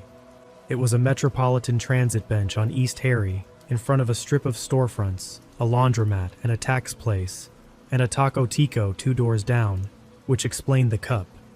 I parked a block off and walked it, sat on the bench, and from the bench I did the thing I'd gotten infected with, which is that I looked back the other way, along the line his lens must have run, and found the spot, had to be, angles don't lie. A diagonal parking slot across and slightly east, in front of the laundromat, where a car could sit facing her with the sun behind it for an entire afternoon, and be the single most invisible object in Kansas. There were 3 cars parked in that row while I sat there. A woman came and waited for the bus 4 feet from me, holding a toddler's hand, and I got up and left, because I'd realized I was a stranger studying sightlines at her bus stop, and the difference between me and him had gotten thin enough to feel, and it scared me more than any print had. I found the yellow house in the 3rd week of May. On the morning of June 6th, a Monday, the Yellow House was in the Wichita Eagle. Not a big story. Metro section, 3 paragraphs, 1 photo, a police photo, daylight. The back door I'd seen 6 times in another man's negatives, now with a sheriff's deputy standing beside it. A family on the east side had woken on Saturday to find their house had been entered overnight while all 4 of them slept. Nothing of value missing. That's what made it news at all. The strangeness. The pried back door, and the things moved. Kitchen chairs turned. A photo album out on the table. The story used the word burglary because there wasn't a better word in the paper's kit, and it said police were looking into whether it connected to 2 similar incidents in the spring. Both east side. Both entries at night while residents were home. Both with nothing much taken. I stood at our kitchenette counter in my apartment with the Metro section flat in front of me, and the reject strip from the Reese roll in my other hand, and I don't remember deciding anything. I remember being in the car. I will say this for the Wichita Police Department. The second conversation was different, because the second conversation started with me putting photographs of the victim's back door on a detective's desk, developed from film that had crossed my counter 5 weeks before the crime, wearing a date in the negative numbering, matched by a physical camera scratch to 2 other rolls full of other houses. That's not a creepy customer anymore. That's somebody's shopping list with receipts. The detective's name was Brandt, Crimes Against Persons, a heavy-set man in his 50s with reading glasses he wore on a cord, and a way of going very still while he listened that I came to rely on. He kept me 2 hours. He took the file, the strips, my legal pad, my Pentax shots of the light panel. He confirmed, carefully, in cop grammar, that the 3 spring incidents were real, unsolved, and worse in person than in the paper. Worse in a way he wouldn't detail then, and I only learned fully at trial, and all I'll say here is that in one of the houses, the moved objects had been moved in the bedrooms, while the family slept. He asked whether the man had ever photographed the same location after an incident, and I said I didn't know, and he nodded and made a note, and I understood the question a week later, when I finally did, and wished I hadn't. Because that's the thing Brandt already suspected, and I hadn't let myself line up. The rolls weren't all shopping list. Some frames, we'd eventually confirm, were after. He went back. He photographed what he'd already done, from the street, in daylight. The porch light off, the house sitting there not knowing. And he ordered doubles of that too. The summer of 1994 was a strange season to be living inside a secret. The whole country spent that summer looking at one thing. I stood in the electronics section at Sears on June 17th with about 40 strangers watching a white Bronco drive slow on every TV on the wall. Everybody quiet, everybody's ice cream melting. And I remember thinking that I was doing the same thing as the helicopter cameras, in miniature, in a mall in Kansas, watching a man through a lens he didn't control, waiting to find out what he was. Because that's what June and July became, waiting. Run on rules. Brandt built the rules, and I worked them. He made me repeat back to him in his office until I could say them cold. Rule 1, the lab ran normal. Nobody got told. Not Arlene, not Deb, not corporate, nobody. Because the single most valuable thing in the case was a man who believed his photo lab was a machine with no memory. Brandt handled it over my head somehow. Some quiet arrangement above Arlene's level that kept me on the machine and kept questions off me. And to this day, Arlene thinks the summer of '94 was normal. And if she ever reads this, Arlene, I'm sorry, and you keep your chemistry cleaner than any tech I ever met since. Rule 2, everything printed twice stayed twice. The legal machinery sat above my pay grade. Subpoenas to the store's owner, paperwork through the county attorney's office, things I signed with a detective watching. But the operational end that I lived was simple. When his rolls came through, the negatives got copied before pickup, chain of custody envelope, initialed, dated, driven downtown. He always got his prints. He never got refused, never got shorted, never got a raised eyebrow at the counter. We smiled at him all summer long. Rule 3, and Brandt gripped my forearm the first time he said this one, which from a man that still was a whole speech. I did not follow anything, drive anything, or find anything anymore. My Sundays were over. If a frame put a family in danger, that was his to carry, and he'd carry it. And he did. Quiet, unmarked passes on flagged addresses, patrol notices. Once a family that got a vague and mostly true story about neighborhood prowl reports and left for a convenient 2 weeks at the lake. He dropped 4 rolls between June and August. 4. Different aliases. 2 new names we hadn't seen. Same cash, same doubles, same scratch on every negative. Top third, edge to edge.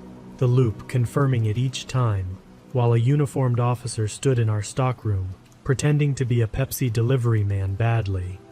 I met him once before the end.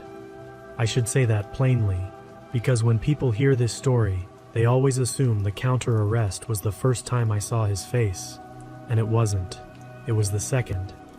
Roll 7, the 3rd Tuesday in July.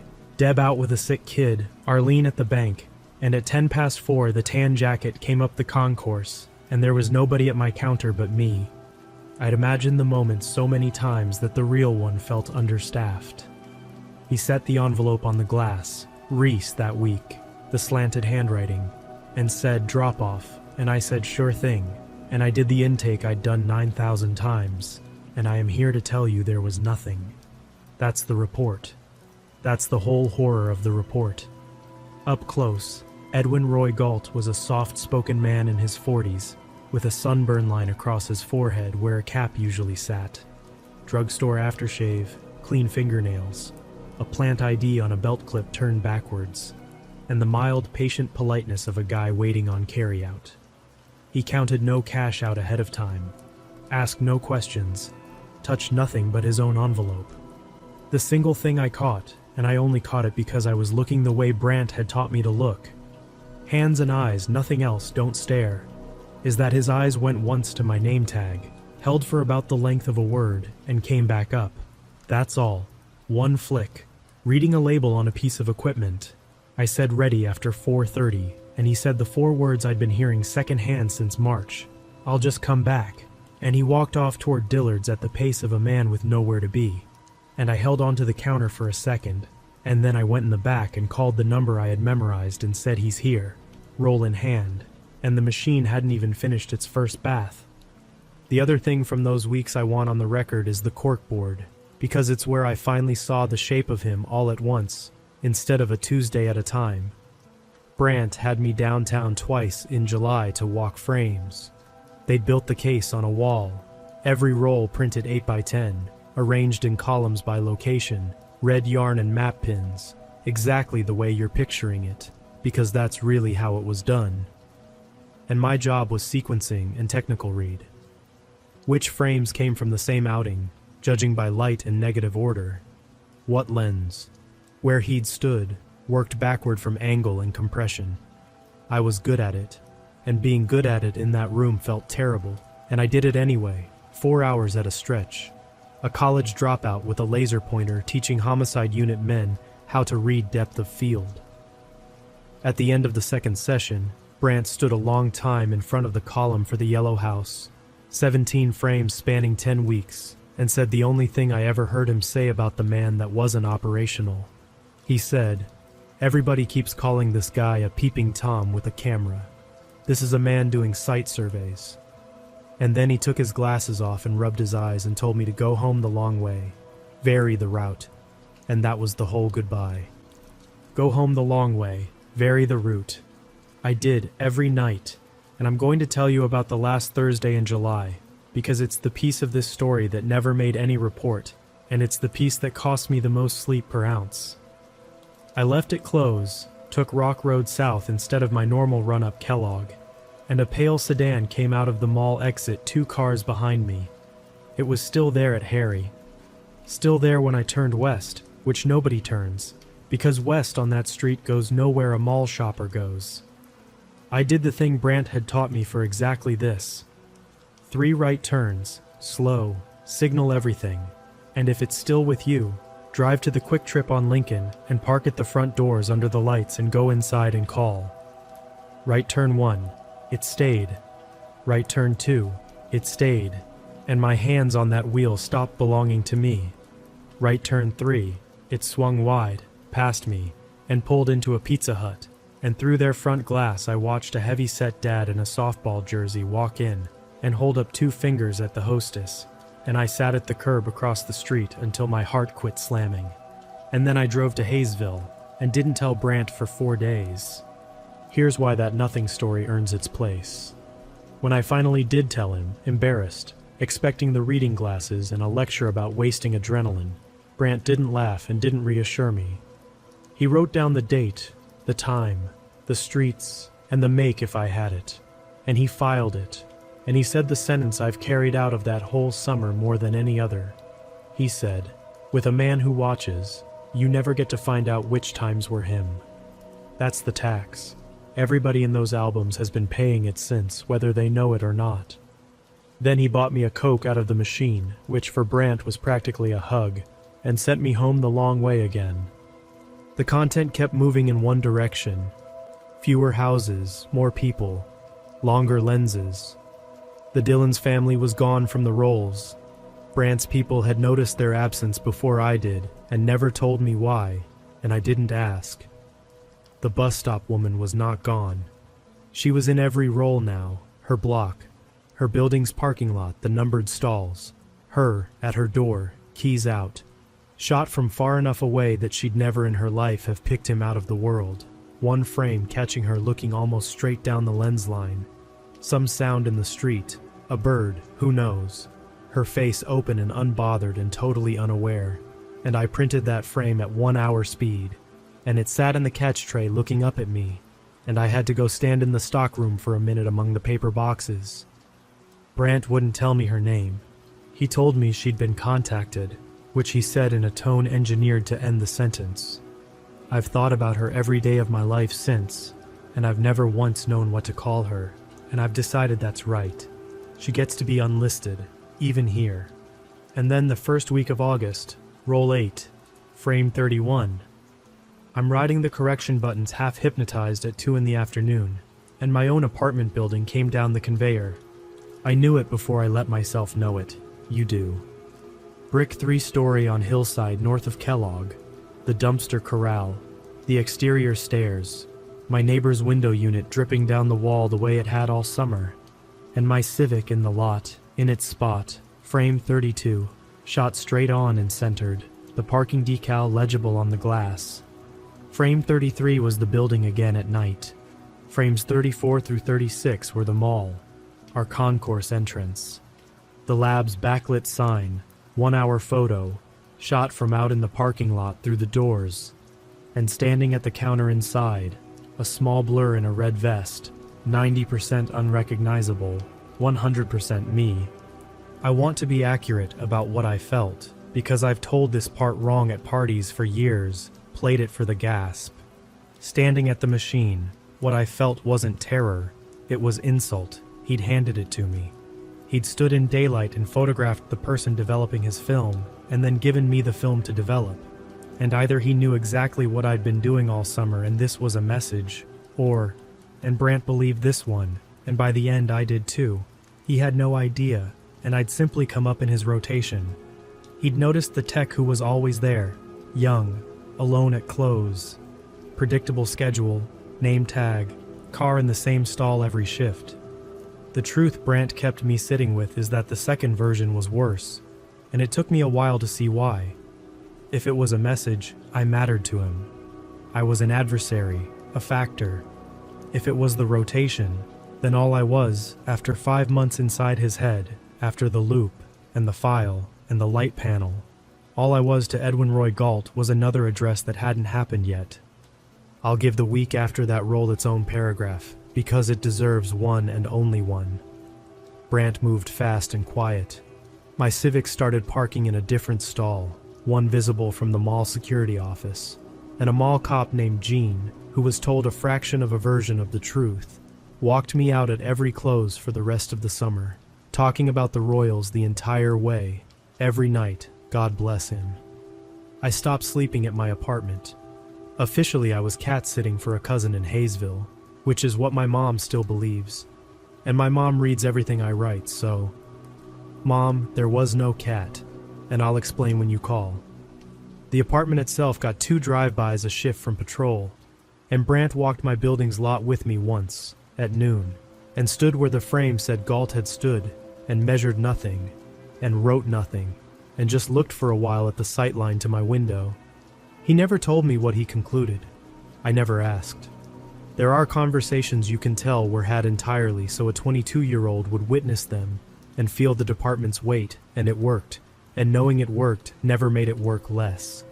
The strangest part of that week wasn't fear anyway. It was the counter, because the counter didn't stop. Vacation rolls, a christening, a girl's 15th birthday, a man's retirement dinner at the Petroleum Club, hour after hour of Wichita handing me its life to develop, and me handing it back with a smile. And the whole time the S-bin held an envelope with my own building in it, printed twice.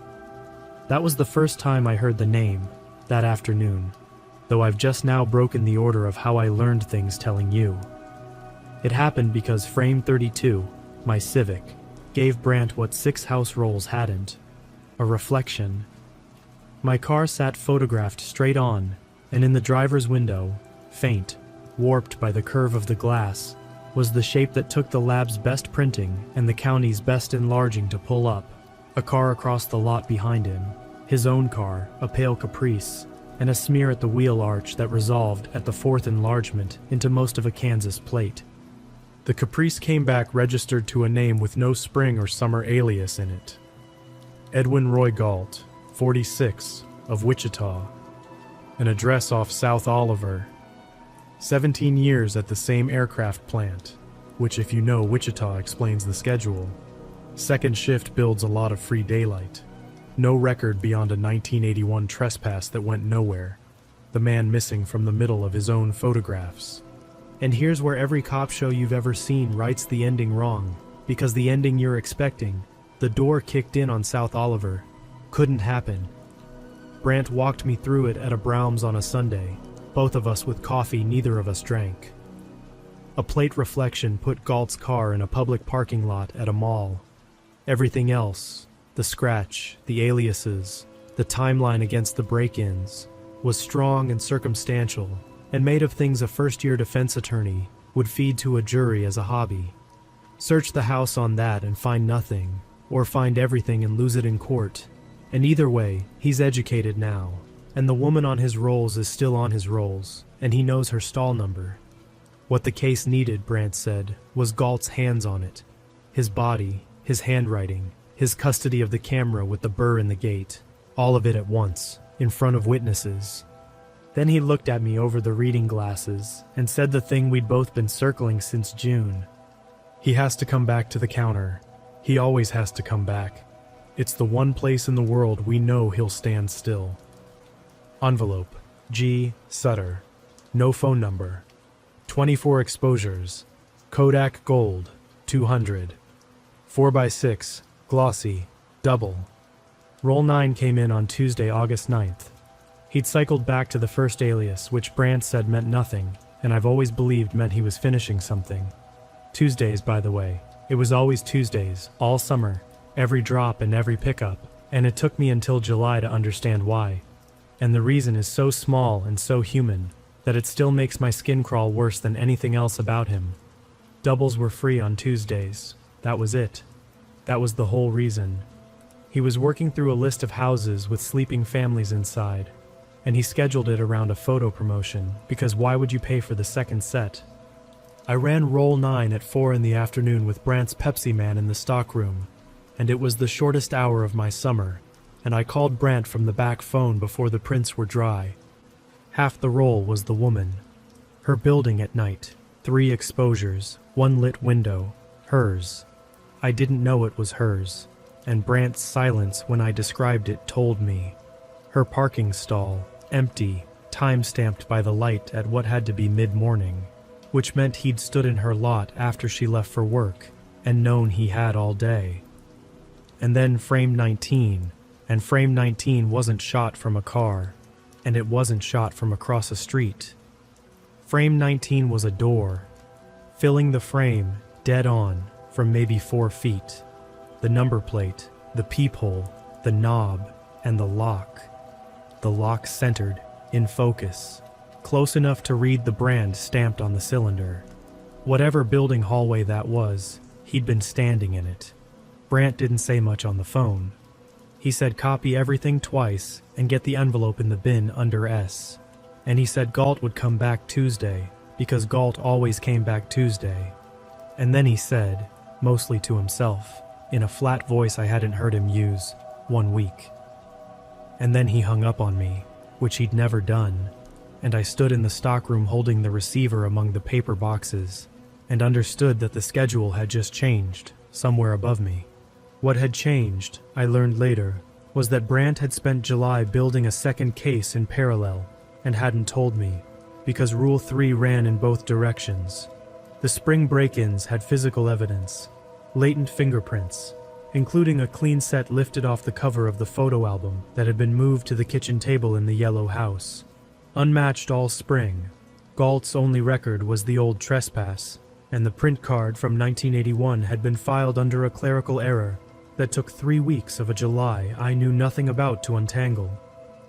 On Friday, August 12th, the latents off the Yellow House album matched Edwin Roy Galt's left hand. On Monday the 15th, a judge signed the warrants, his person, his residence, his caprice, and Brant made the decision he later testified to in one sentence. Rather than serve it at the plant or the house, he'd take Galt at the one location where the man would arrive carrying his connection to the aliases in his own hand. The counter, my counter, Tuesday. He briefed me at the Brahms again, Monday night, and this brief was different. Short sentences, no coffee. My only job was the job, ring him up, hand him the envelope, count his change slow if I could do it naturally, don't if I couldn't. There'd be a couple in front of the airbrush shop, a man at the Walden Books spinner rack, the Pepsi man, others I wouldn't make. Nothing would happen until the envelope was in Galt's hand. Possession, alias, handwriting, transaction, witnesses, all of it together in one motion. And when it happened, my move was one step back from the counter and none of my business. Then he asked if I wanted out, said Deb could work the register and nobody would blink, and he asked it in a way that made clear both answers were respectable. I said the person who'd looked at every frame since March should be the one standing there. What I didn't say, because I'd have had to explain it, is that Galt had put me in his rotation. I was an address to him. I wanted one time before it ended, to be the counter instead. The week between the 9th and the 16th is the longest week I've ever worked, and nothing happened in it, which is what made it the longest. 7 days of running the machine with my back straight.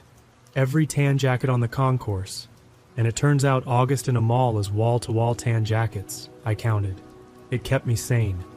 Every one of them got the same half second of my attention, hands and eyes, and none of them were him, because he was never early and never off schedule, not once, all summer.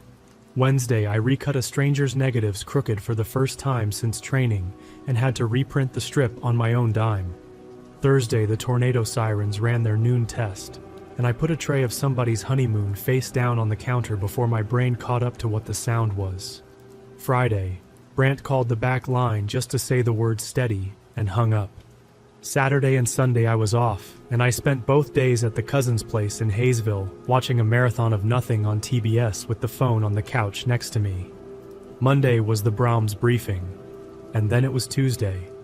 Tuesday, August 16th, 1994. Doubles Day. He came at 4:10 in the afternoon, which was his slot all summer, after first shift traffic and before dinner, and I watched him come up the concourse the whole way, past the airbrush shop, past the couple studying t-shirts, tan jacket in August, medium everything, a man who matched the average of every man in Kansas, and he reached my counter and said the name, Sutter, picking up. I'd rehearsed my hands more than my face. The bin, the envelope, the register. He watched me the way he'd watched me on frame 36 probably, the red vest blur at the counter, nothing behind his eyes but process. And I rang $3.99 plus tax, and he put a 5 on the counter, and I gave him his change, and I set the envelope down on the glass, and his hand closed on it. I stepped back. I'd love to tell you it was loud, but the truest thing I can tell you about the arrest of Edwin Roy Galt is that most of the mall never noticed. The couple from the t-shirt shop crossed 12 feet of concourse already holding badges. The Walden Books man came in on his flank, and there was one short scuffle of shoes on tile. He twisted once, hard, toward the concourse doors and the parking lot, toward the Caprice, and then he was on the tile with a knee in his back and his cheek flat against the floor of the mall he'd photographed from outside, and the envelope with his alias and his handwriting lay on the glass with his prints fresh on it, in my chain of custody until the second I'd set it down. Deb was on a smoke break. Arlene came out of the back at the noise, took one look and said, "To nobody, to the whole summer, what in the world?"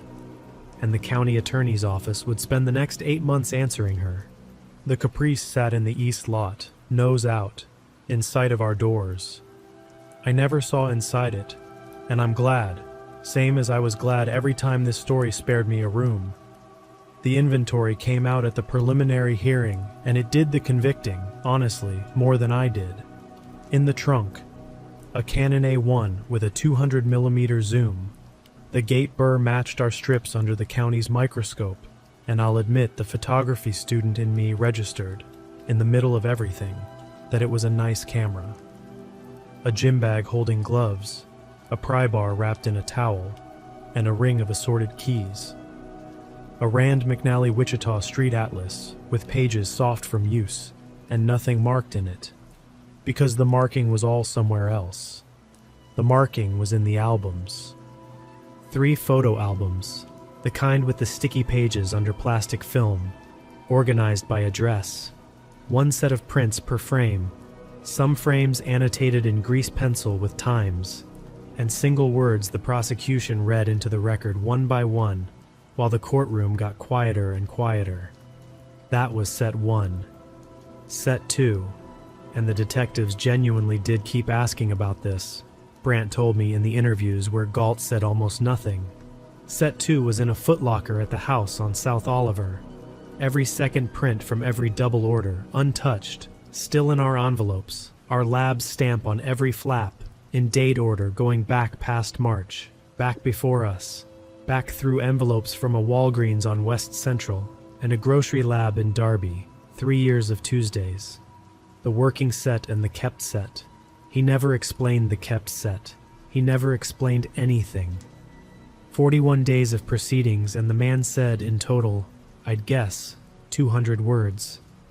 They tied him to the 3 spring incidents with the album annotations, the latents, and the pry bar's tool marks, and to 2 more from 1993 nobody had ever connected, and the county attorney charged the woman's file, the hallway, the door, the lock, as aggravated stalking under the statute Kansas had passed brand new just 2 years before, which meant her name stayed out of it, which I choose to believe is why he pleaded when he did. In March of 1995, Edwin Roy Galt took a deal on the burglaries, the stalking count, and 2 other counts I only understood the weight of when I saw the number. 40 years, no parole eligibility inside 25. He was 46. The Eagle ran it on page 1 of Metro with a photo of the mall entrance, and Arlene taped the article inside the stockroom door, over my objection, and it stayed there until the lab closed in 2001. Arlene deserves her own paragraph before I let this go. She found out everything in one afternoon. The summer, the copies, the Pepsi man, my locker file, all of it. From a county attorney's investigator with a subpoena for, among other things, the contents of the reject drawer, which she'd been dutifully counting against paper inventory all year with 3 of my flagged strips sitting in it. She didn't speak to me for 2 days, and I let her not, because she'd earned the silence. I'd run an operation inside her lab, under her chemistry, past her face, for a whole summer. On the 3rd day she came in early, put a cup of Quick Trip coffee on the machine for me, and said one thing about all of it, ever. She said, "Next time, you tell me, because I'd have watched the counter better than any cop." And she was right, and I said so, And that was the end of it. And when I finished my degree the next year, the frame on my graduation photo came from her, and the print inside it, I noticed, was corrected perfectly. The rest is short. The bus stop woman moved, before the plea, with help. That's everything I know and more than I should say. The Yellow House family stayed and repainted, and I know that because I drove past one last time in the spring. Old habit, 15 miles an hour, and there were kids in the yard and the dog run had a dog in it. Deb kept working mornings. I went back to Wichita State in the fall of '95, finished the photography degree, and I've spent 30 years since shooting weddings and school portraits and other things people love and can't believe. And I've never once developed a stranger's film again. And I check my own negatives for gate scratches every single year, and there's no reason for that, and I do it anyway. Brandt retired in 2000. At his party, he invited me, which I'll never get over. He told me the case file's official name, some number, and then the name the unit actually used for it all through that summer. They called it Double Prints, because of the promotion, because he only ever came on Tuesdays, because the whole thing, start to finish, got broken by a man too careful to leave fingerprints anywhere but too cheap to pay full price for his second set. 1 hour photo, double prints every Tuesday. One set was his, the other set was always ours.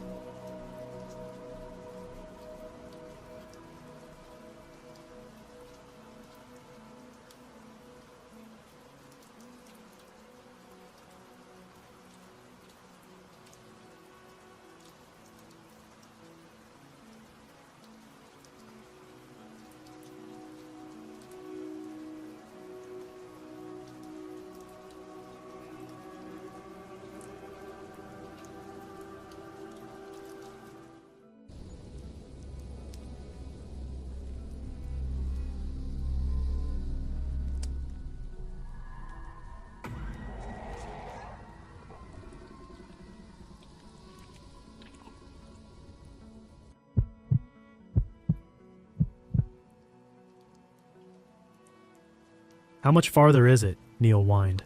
I had to admit, I was getting a bit tired myself. When we first decided to go on a camping trip in the Great Smokies, I wasn't expecting it would be this far. According to the map, we're almost there, Jean said. You mean the map that covers the entire state? Sharon said. Almost there could be 100 miles. Jean whipped around on her. Do you think I'm that stupid? Of course, it's not a map of the whole state. I picked it up at the ranger station. It only covers the Tennessee section of the Great Smokies.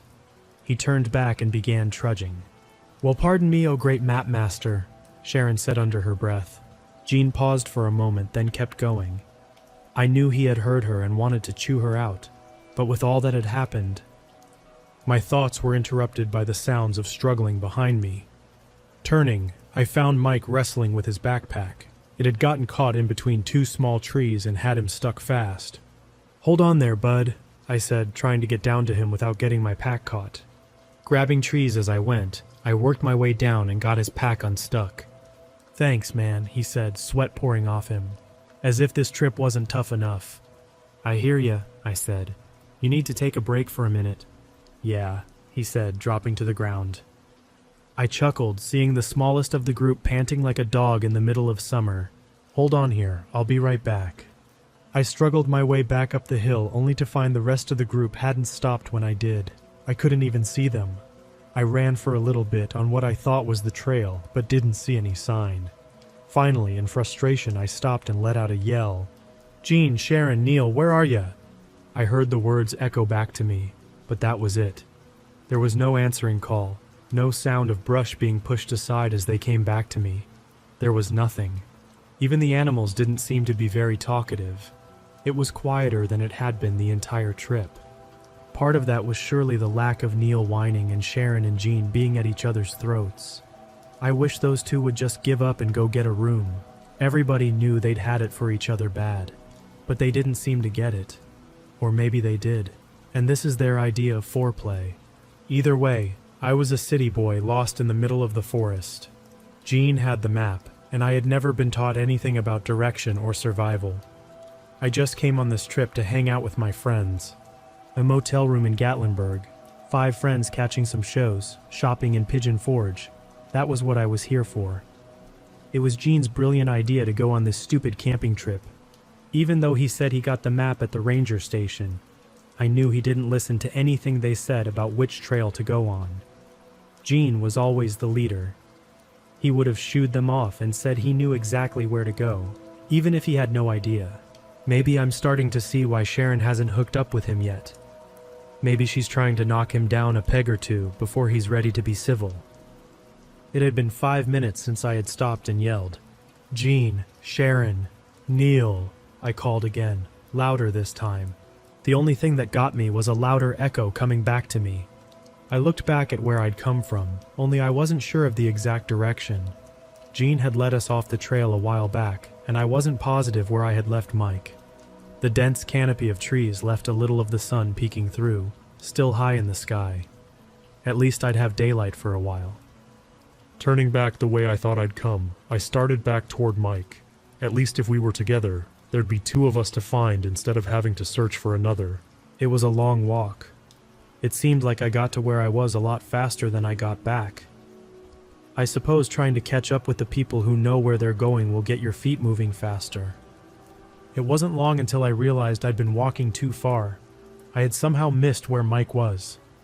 "Mike, where are ya?" I called, once again hearing the echo and nothing else. Looking around, I was sure this was where I'd left him. The trees all looked familiar. But then again, I didn't know how many millions of trees there were in the Smoky Mountains. There could be hundreds or even thousands of spots that looked exactly like this one. I began to question the wisdom, or lack thereof, of only one person having a map. A thought struck me. I whipped out my phone and tapped on the Maps app. Surely it could at least tell me where I am. Those hopes crashed and burned when I saw the no signal at the top of the screen. "Mike!" I yelled louder, more to vent my frustration. I collapsed on the ground, feeling more exhausted and hopeless than I had in a long time. And then I heard it. A faint call carried on the wind. It sounded like it was miles away. "Mike!" I yelled again. I sat and listened, which was easy since the animals weren't making any noise. Again I heard the return call. I hopped up like a dog who'd heard its master's whistle. Taking a general guess at the direction I'd heard it, I began to march determinedly. It wasn't quite a run, but it was no stroll through the park either. The thought of no longer being lost, or at least not being lost alone, drove me forward. After a few minutes I called again, then waited for the answer.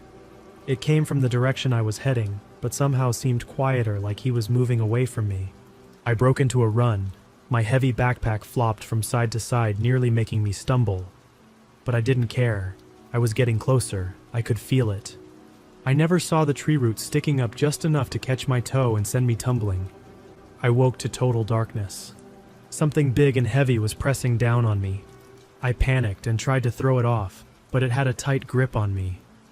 Thrashing all around, this thing held me with a death grip. I swung my arms trying to punch it. My legs flailed to get it off me, but it wasn't happening. It had me and it knew it.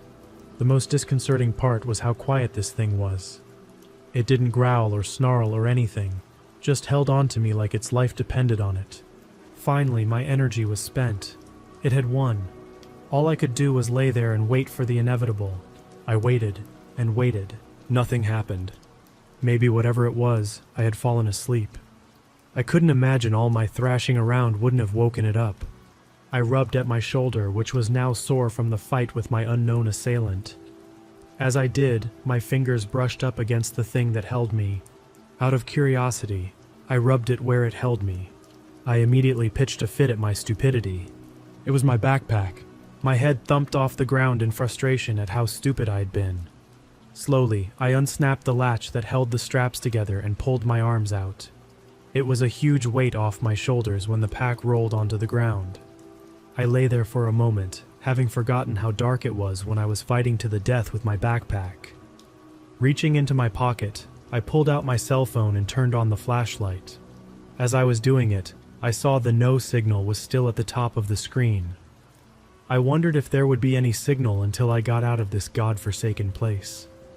I shone the light around and pieced together how I'd gotten here, lying in a ditch, in the dark, in the forest. When I fell, I must have hit my head on the rock I saw in the ditch that had a small patch of dark red on it. I reached up to feel my head and found a tender spot. "That'd do it," I said of my unscheduled nap.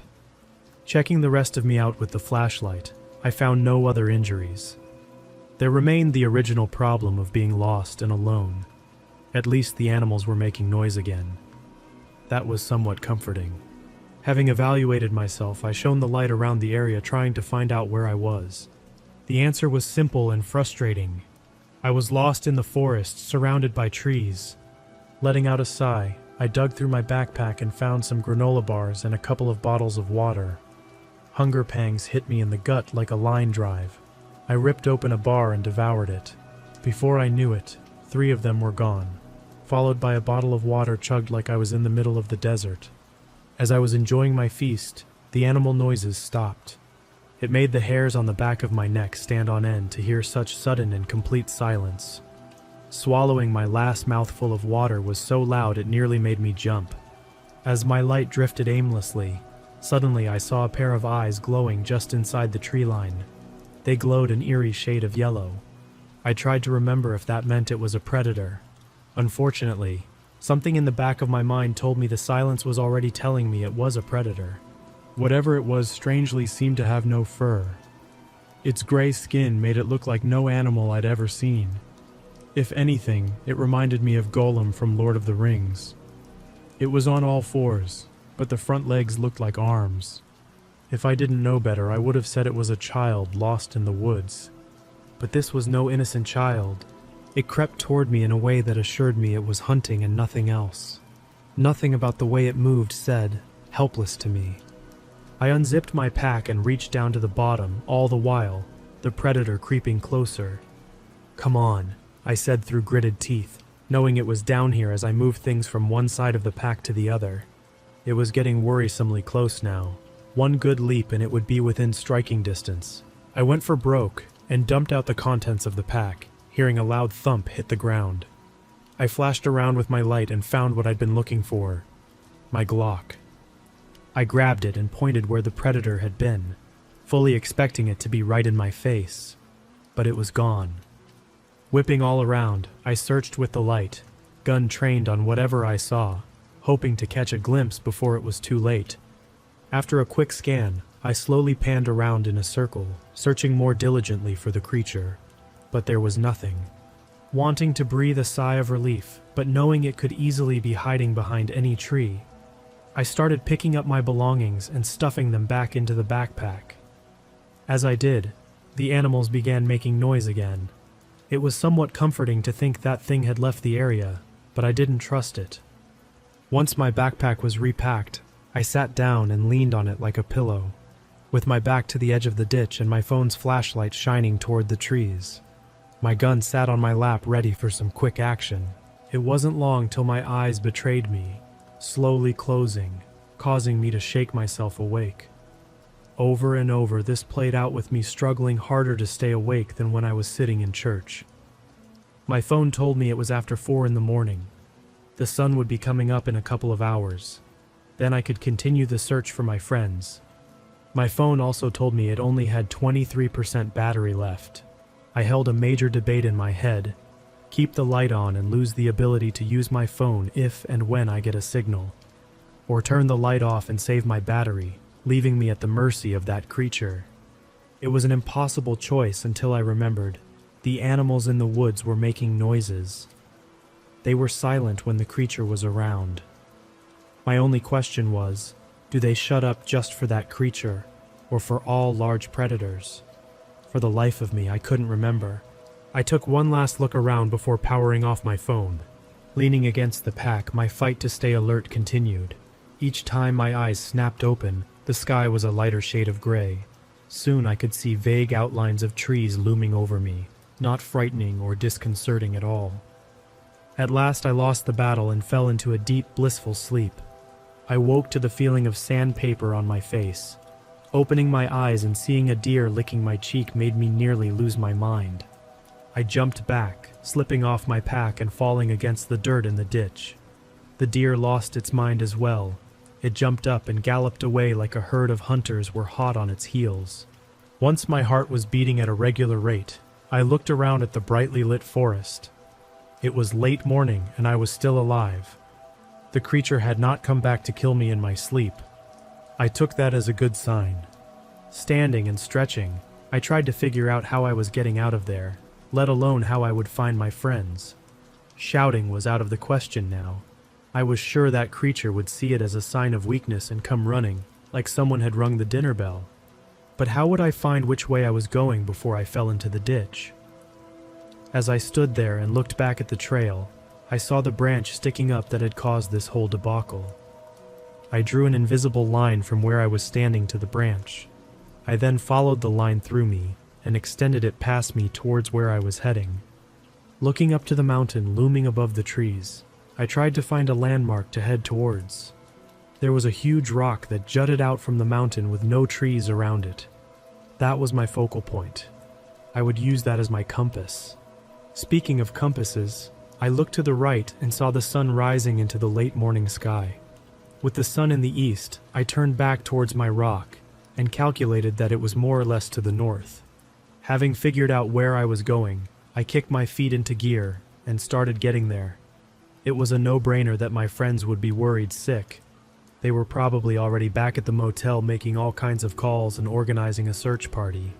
I chuckled at my joke. I knew they were as helpless as I was in the woods. Gene pretended to know what he was doing, but truth be told, he was the worst of the group, mostly because he was too stubborn to listen to anyone else's directions. What if they ran into that creature? The thought froze me in my tracks. That thing looked like it wanted to have me for dinner. Running into the four of them would be like a smorgasbord. I shook the thought away. There was nothing I could do about it anyway. But my cheerful skip in my step at having determined a direction was gone. It was replaced by concern for my friends. As I walked, I thought about Mike.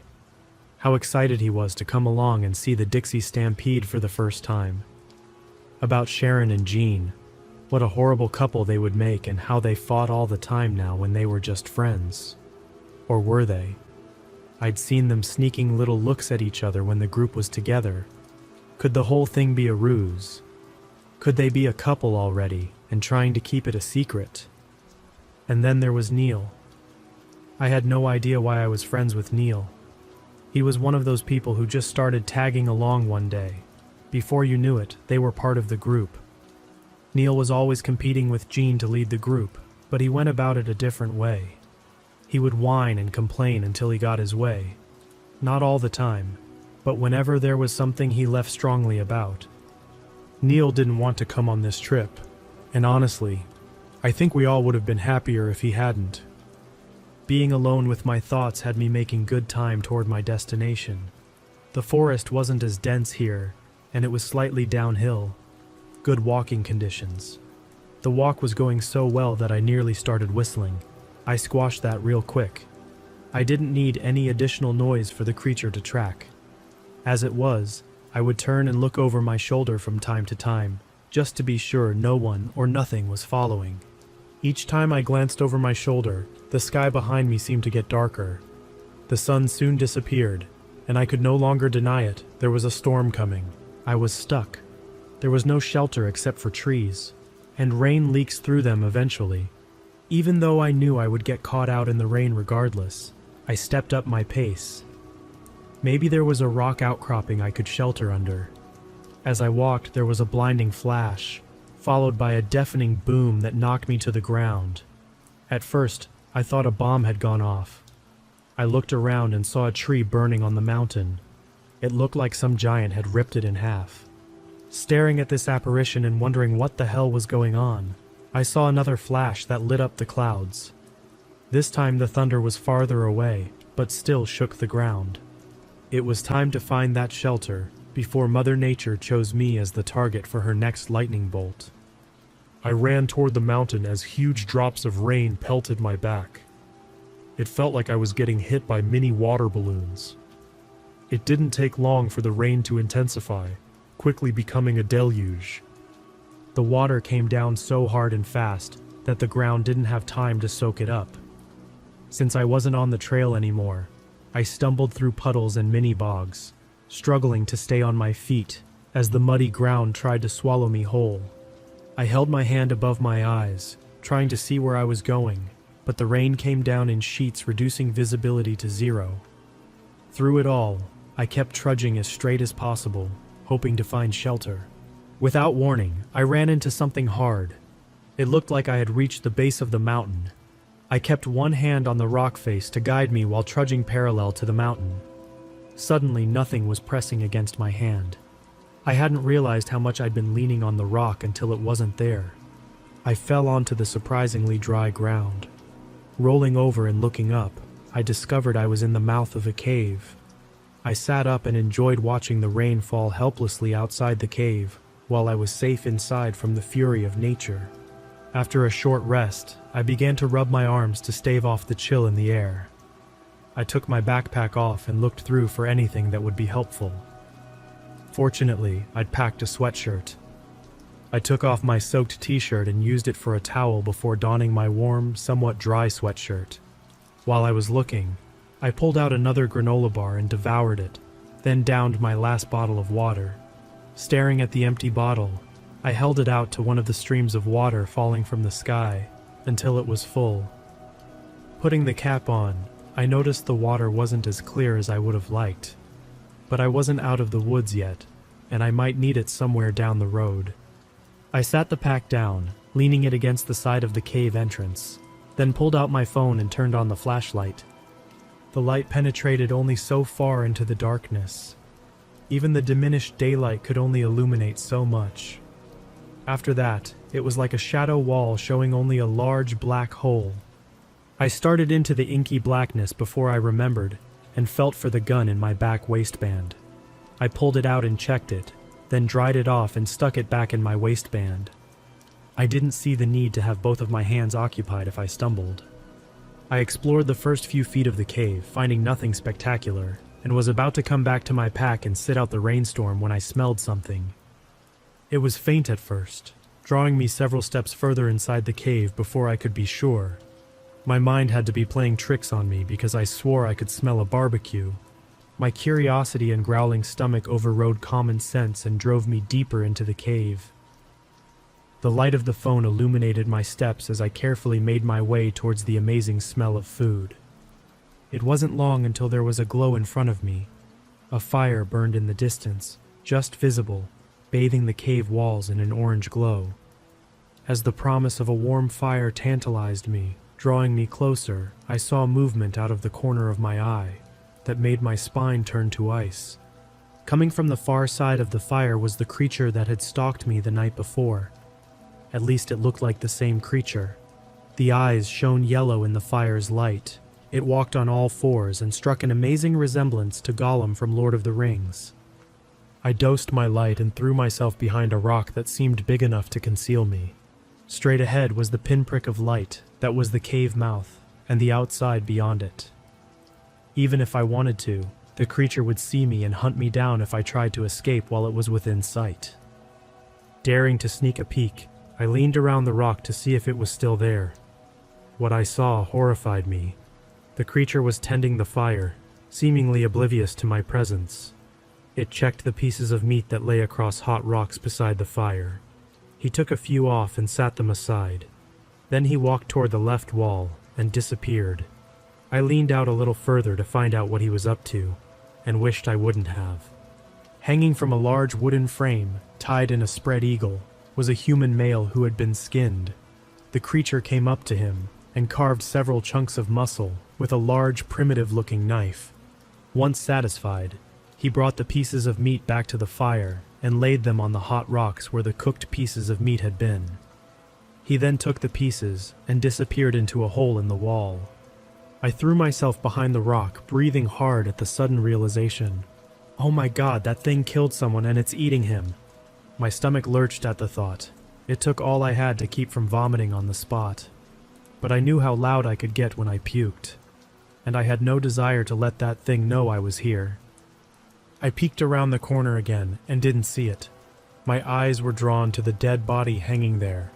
For the first time, I noticed there was another body strung up beside him. It was another naked male. But he hadn't been skinned yet. 2 more bodies hung beside that one. 1 male, 1 female, both naked.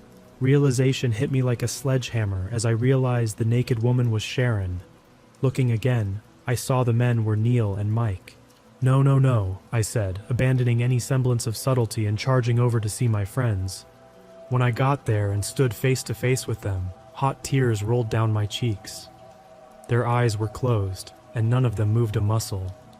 I went to them one by one and felt for a pulse just to be sure. I came to the one who had been skinned first. He had no pulse. My only guess was it was Gene. Next, I moved on to Mike. There was a scar on his neck and gore down the front of him. He also had no pulse. Neil was the same way, scar on his neck, and no pulse. As I got to Sharon, I noticed something about her chest. It was moving. She didn't have a scar on her neck. I reached up to take her pulse, and her eyes shot open. Instantly, she began to scream. I covered her mouth with my hand, but I knew it was too late. You need to be quiet and pretend you're dead, or I will be. You understand? I said, still holding her mouth. She nodded and I ran around behind them as I heard footsteps approach. I stood behind Gene since he was the biggest of our group, and put my hands and feet behind his, posing in the same spread eagle. My only hope was that it didn't notice me. I didn't dare move as I heard footsteps enter the room and come over to where we were. I stood as still as a statue. Only my eyes looked over to where Sharon was hanging. I saw the creature stand and look at her. She had lowered her head again, looking every bit asleep or dead. The creature poked her breast with the knife, drawing a few drops of blood, but she refused to move. And then another creature stepped up to her, and a third. They poked and prodded her to see if she was awake, but she wasn't moving. Panic grew inside me. How many of these things were there? If I knew it was just one, I would have already shot it. But if hundreds waited in the darkness of the cave's side rooms, there was no chance. My thoughts were interrupted when I heard sounds coming from them. It was like chittering insects communicating. They spoke back and forth while standing in front of Sharon, who still refused to move.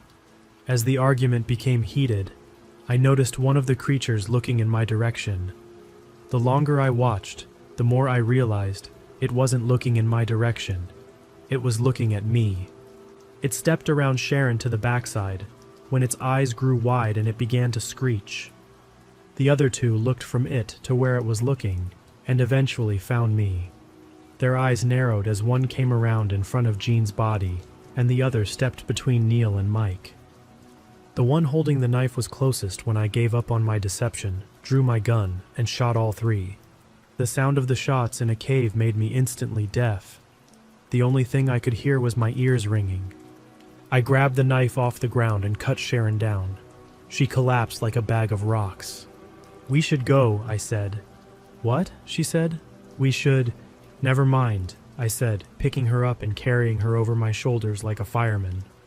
I struggled to carry her and hold the gun. She kept slipping off my shoulder and I would have to grab her to keep her on.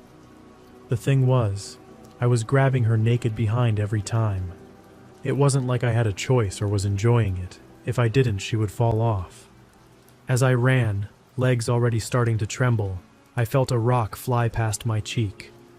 I looked back, and there were many more of the creatures running after us. I didn't have time to stop and aim, but I pointed toward the closest one and squeezed off a shot. By some miracle, the creature fell. I didn't know if I'd hit it, or the sound of the gun frightened it, causing it to fall. I had no chance to celebrate as the first rock hit me in the back of the head, nearly causing me to stumble, which would have been fatal.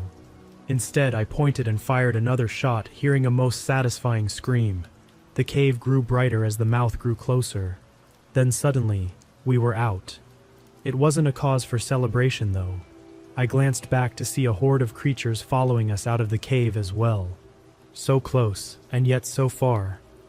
My legs weren't going to last much longer carrying her. I needed a break, and I needed it soon. I didn't think they would stop if I turned around and called a timeout. To punctuate that point, another rock hit me, this time on the back. I pointed and fired again in response, disappointed not to hear another scream. Finally, The inevitable moment came. I tripped. Sharon and I went head over heels in a tangled heap. By some miracle, I managed to hold on to my gun. I tried to jump up but ended up falling to the side, still aiming and shooting another creature. They tried to get around us, but I shot 2 more. Scrambling to my feet, I was able to aim better and shoot another. They still greatly outnumbered us. There were too many of them to count. I aimed at groups, hoping to get more than 1 kill at a time. They still tried to flank us, and I shot them as they did, but the inevitable moment finally came. My slide locked back. I instantly released it, just in case any of them knew what that meant. I continued to aim at them in a threatening way, and they held their distance, not wanting to be the next shot, but they had encircled us and were closing in. I looked at Sharon to say goodbye, but she wasn't looking at me. She had my phone and was doing something with it, hopefully calling for help, even though I knew no help would get here in time to save us. Staring into the nightmare faces of these bloodthirsty cannibals, I prayed a prayer of utter desperation. The first one was within reach when suddenly the most piercing sound came from behind me. Looking back, I saw Sharon holding my phone up with one hand and her ear with the other. I held my ears as well. The creatures tried to cover their ears but screamed in agony at the sound. As a group, they ran back to the cave, holding their ears as they went. I couldn't believe it. Turning to Sharon as she shut the alarm off, I smiled. "Well, aren't you clever?" I said. "Not clever enough," she said, looking at her naked body. "You think I could borrow your sweatshirt?" I chuckled as I took it off and gave it to her. "We should find a road and get out of here before they decide to come back," I said. As we walked, she explained what had happened, how the creatures had surrounded them, how they thought Mike and I had already been captured. "The funny thing was, Gene never gave up hope," she said. "He kept telling us to hold on, that you would find us, even when... Don't tell me he was still alive when they..." She slowly nodded.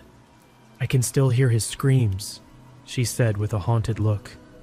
"I don't think I'll ever forget that. I can't imagine. But even after they took his face, he still told us not to give up hope." Amazing.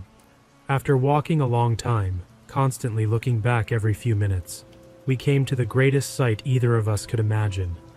A road. Within an hour, a ranger came by and rescued us.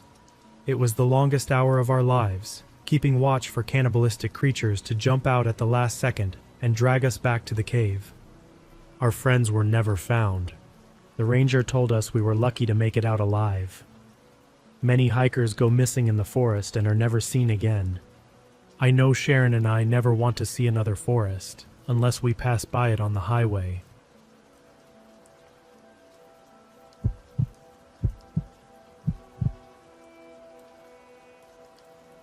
I've guided people all over these mountains for years, but this time felt off from the start.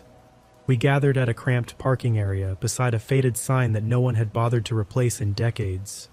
It warned about logging access only, like that mattered to the 3 strangers I'd agreed to take up here. I was already questioning my decision to lead them.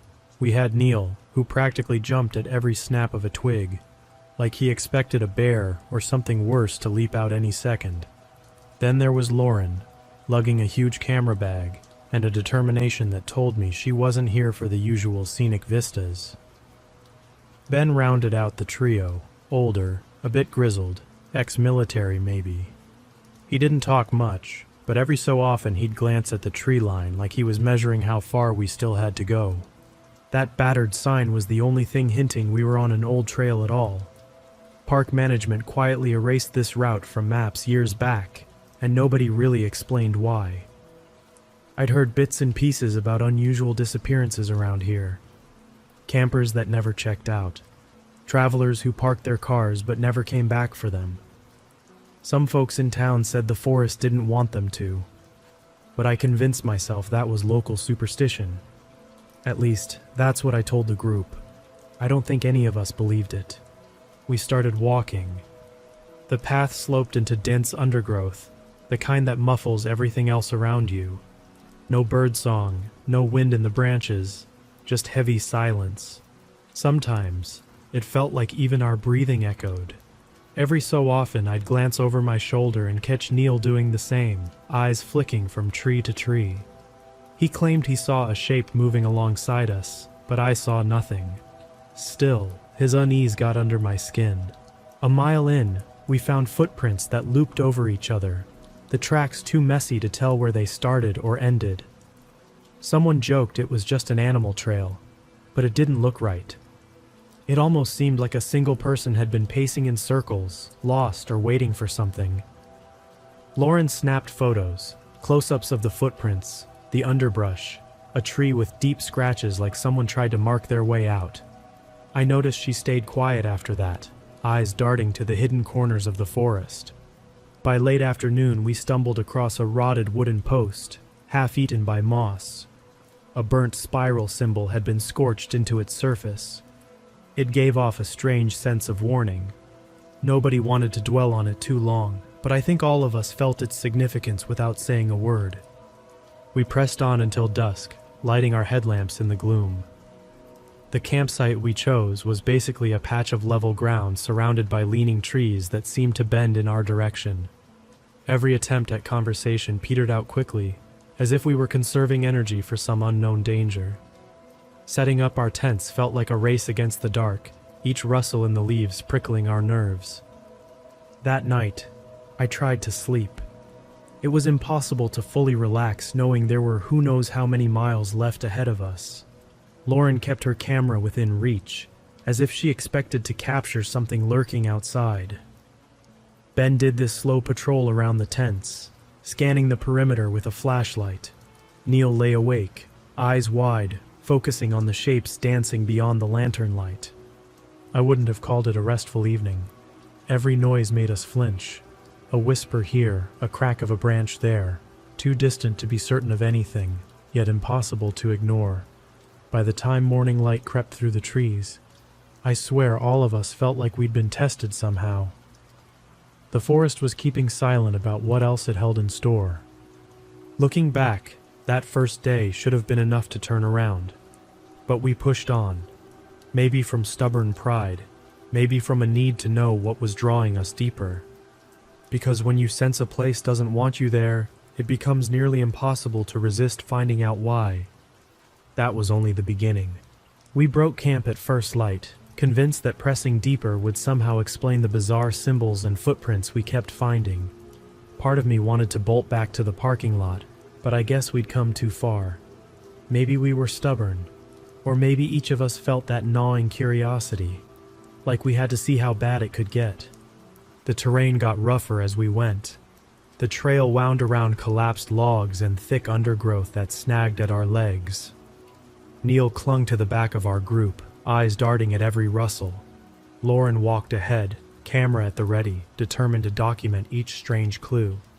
Ben just marched in silence, jaw set tight. Every once in a while he'd whisper, "We're going the right way," though I couldn't tell if he was trying to convince us or himself. Eventually, we stumbled on the first cabin. It leaned at a weird angle against a tree trunk, like a drunk who'd just given up standing. Half the roof had caved in, letting sunlight filter through broken beams. But it was the door that stopped us in our tracks, that same twisted emblem scorched into the wood. Something about the way the char framed its spiral edges made my stomach lurch. Inside, the air felt clammy, and the floorboards sagged under our weight. Dust coated everything. An old table sat in the corner, collapsed on one side. A pile of crusty leather boots, too many to belong to one person, lay haphazardly near the fireplace. Sizes varied, styles from different decades. We counted at least a dozen before we stopped. That's when we realized each boot had its laces neatly tied, like their owners had just vanished. On a chipped shelf, we found a journal with mold-stained pages, half of them written in some garbled, archaic script. The English parts were disturbing enough, referencing appeasing the mountain, with rituals at sunset. A phrase repeated again and again. Those who wander must feed what lies within. I couldn't tell if it was some twisted local superstition or something far worse. The final entry mentioned a necessary offering at a place called Morgan's Hollow, which as far as I knew, didn't appear on any official map. Lauren snapped photos of everything while I leafed through more pages, each scribbled with shapes that looked unsettlingly like the brand on the door. Ben found a faded photograph pinned under a splintered table leg. It showed grim-faced loggers from the early 1900s, standing in front of a cabin not unlike the one we stood in. At the very edge of the picture, a tall figure blended into the background, so faint you'd almost miss it. Except its outline didn't resemble any normal person. The longer I stared, the more it felt like the figure was staring right back. We left the cabin, unsettled and eager to keep moving. When dusk fell, we made camp near a spot that had a bit of flat ground, though it offered little comfort. I could sense everyone's nerves fraying. That night, the forest seemed alive with new noises, soft rustlings, distant murmurs, even the occasional snap like someone stepping on a branch just out of sight. Ben took first watch. I tried to doze, telling myself we'd push through tomorrow and find a real explanation. But at dawn, Neil was gone. No frantic yelling, no messy struggle, just an empty sleeping bag. His flashlight and jacket were folded neatly at his feet, as if he'd decided to get up and wander off. Lauren screamed his name, tearing at the tent flaps and sprinting in every direction. I stood there, numb, glancing at Ben, who looked both furious and helpless. We searched until our throats hurt. Footprints led maybe 20 yards into the underbrush, then vanished. It was like the ground swallowed him. Our compass spun uselessly. GPS refused to connect. Everything about the forest felt wrong, like it was warping to hide Neil's trail. Eventually, we had to accept that we'd lost him. I kept hoping he'd pop out from behind a tree with some story about chasing wildlife, but no such luck. Around midday, we stumbled onto an overgrown logging camp. Rusting saw blades lay where they'd been abandoned, the metal eaten away by time. Rotting bunkhouses leaned at impossible angles. An ancient ledger sat on a collapsed desk, the pages stiff with damp. The final entries described workers complaining of hearing low chanting right after sunset, people vanishing without a trace, and management forbidding them to discuss it. The last line read, "Evacuate as soon as possible. No one is safe here." Lauren flipped through the ledger with shaky hands. Beneath the neat columns of daily yields and supplies, we found scribbles of that same swirling emblem. She snapped a photo, then paused, like she was afraid of recording any more evidence of this place. We followed a path behind the camp that threaded between gnarled trees until we reached a cluster of smaller cabins. Each door had the same spiral burned into the wood. Inside, everything felt staged.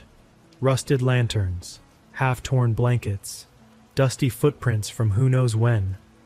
We saw backpacks, modern ones, heaped in a corner like cast-offs. Some had partially melted candles stuffed inside. Lauren reached to pick one up, only to recoil when she found a clump of hair stuck to the zipper. That was it for me. I told Ben and Lauren we should turn around, find an actual search and rescue team. But it was late again. The sky was a bruised purple, night creeping in faster than it should. And that's when a flicker of light appeared through the trees, like a lantern being swung back and forth. At first, I hoped it was Neil, but when we shouted his name, the light bobbed, then slowly winked out, replaced by a voice calling softly, "Neil." It wasn't his voice. It sounded stretched, distorted, like it was being forced out of a throat that didn't belong to Neil at all. A cold weight sank into my gut. We dimmed our lamps, unsure whether to follow or hide. In the end, the light flickered on again, closer this time. My mind spun with the possibilities, none of them good. With every step, a primal dread curled around my heart. I glanced at Ben, then Lauren. Neither looked ready for what might wait out there, but we couldn't just leave Neil if he was alive. I nodded, and we edged toward the light, each step feeling like it might be our last. That was the moment I realized we were no longer just trespassers on an abandoned trail. We were trespassers in something else's domain, and it knew exactly how to keep us from leaving. After that sickening call in the darkness, a distorted voice using Neil's name, I realized we were barreling toward a confrontation we never wanted. Backtracking seemed like the obvious choice, but whenever we tried to retrace our steps, the paths twisted in ways that defied reason. It felt as if the forest itself was shifting, refusing to let us go. Lauren's camera kept glitching, capturing only static or bizarre streaks of light. Meanwhile, Ben insisted we keep looking for Neil, though I could see the dread in his expression. None of us said it out loud, but we feared something had claimed Neil and was baiting us. It was like each step we took was part of a well-laid snare. We followed the flicker of that odd lantern-like glow through tangled undergrowth until we stumbled upon a wide clearing ringed by jagged stone formations. In the center stood a circle of stones marked with more of those spiral carvings, charred candles flickering in a breeze that didn't seem to touch the trees overhead. The ground within the circle felt almost electrified, like the earth itself was humming. That's when we saw him. Neil was crouched near the center, hands over his head. His posture was all wrong, like every muscle in his body had seized up. I called his name, heart hammering so hard I could practically taste metal in my mouth. He looked up, and for a split second I thought we'd found him just in time. But his eyes seemed vacant, distant. He whispered, "Don't come closer, it wants more." Lauren took a hesitant step forward, ignoring the jolt of panic that went through me. She tried to talk to Neil in a calm voice, urging him to stand, to come with us. He shook his head, lips trembling. Then he looked behind us and let out a low moan, like he was seeing something horrifying. That's when the chanting began. Not a normal voice, more like a surge of noise coming from every direction at once. It reverberated in the stones, blending with the hiss of the candles. Each syllable jabbed into my head, making it hard to think. Ben and Lauren cringed, covering their ears. I felt as if we were trespassing on some ancient ritual that was bigger than all of us combined. Before we could react, the glow around the circle intensified, each candle flaring bright green for an instant. I swear the stones themselves pulsed with an eerie light. The chanting rose higher, waves of sound warping the air so everything seemed to shimmer. Neil tried to crawl away, but his body jolted like he was hit by an unseen force. He ended up on his knees, eyes darting wildly. Ben rushed in, trying to grab Neil and yank him out of the circle. The moment he crossed that boundary, his flashlight cracked with a sharp pop, sparks flying in every direction. He cursed, staggering back while Neil clutched at the ground as though something was anchoring him. Lauren and I hovered at the edge, stomachs in knots. We could practically feel a barrier between us and Neil, some invisible line that sapped our courage each time we considered crossing it. In a sudden burst of clarity, Neil pleaded, "Break the stones! You have to break them!" We didn't understand. But we also had nothing else to go on. Candles flickered violently, the chanting hitting a fever pitch. Shadows danced on the trees, shapes that didn't match anything human. If I hadn't been so terrified, I'd have been entranced by how unnatural it all looked. Ben pivoted, locking eyes with me. Even in the gloom, I caught the message. We either try or we're done. So we rushed forward. My knees nearly buckled at the buzzing force that rippled across my body. Lauren shouted something I didn't catch, then smashed one of the upright stones with the heel of her boot. The top chunk cracked off, tumbling onto the ground. A roar, like the howl of 1,000 voices, shook the clearing. The chanting faltered, flickered, then resumed in a frantic rhythm. We kept going, toppling the carefully arranged stones, kicking aside the half-melted candles. Each time we wrecked a part of the ritual setup, the force restraining Neil seemed to loosen. He collapsed forward, gasping for breath. With one last heave, Ben shoved the largest rock out of place. It hit the ground so hard I felt the vibration in my teeth. All at once, the chanting died. The circle's glow fizzled like a dying firecracker, and the air cleared of that oppressive energy. We rushed to Neil's side, dragging him away from the center. He was in bad shape, pale and shaking, but he managed to stand with our help. "We have to leave," he rasped, voice scratchy as though he'd been yelling for hours. Lauren and I nodded, not even thinking about the direction, just wanting distance from that cursed clearing. The journey out was a blur of twisted branches that clawed at us, steep slopes that tried to send us tumbling. Yet something had changed. The forest no longer seemed eager to trap us. Maybe disabling that circle gave it no further reason to hold us. Maybe it was letting us go. By midday, we emerged near an abandoned ranger station. Even in broad daylight, the place reeked of neglect, battered windows caked with grime. Inside, we found old bulletin boards layered with decades of missing person flyers, faces of hikers, local kids, even what looked like a family once. The pit of my stomach swirled at the realization of just how many had walked this path and never returned. In a dusty corner, pinned under a cracked coffee mug, was a map with a big red X scrawled over the region we'd just escaped. No official notes, just a single phrase in shaky handwriting. No further patrol, closed indefinitely. None of us could handle staying there. We pushed on until we reached a side road that led to the main highway. It felt surreal when we finally heard a passing car. Civilization, something I'd taken for granted my entire life, seemed like a miracle at that point. Since then, we've tried telling a few people the truth. The park officials gave us a stiff warning.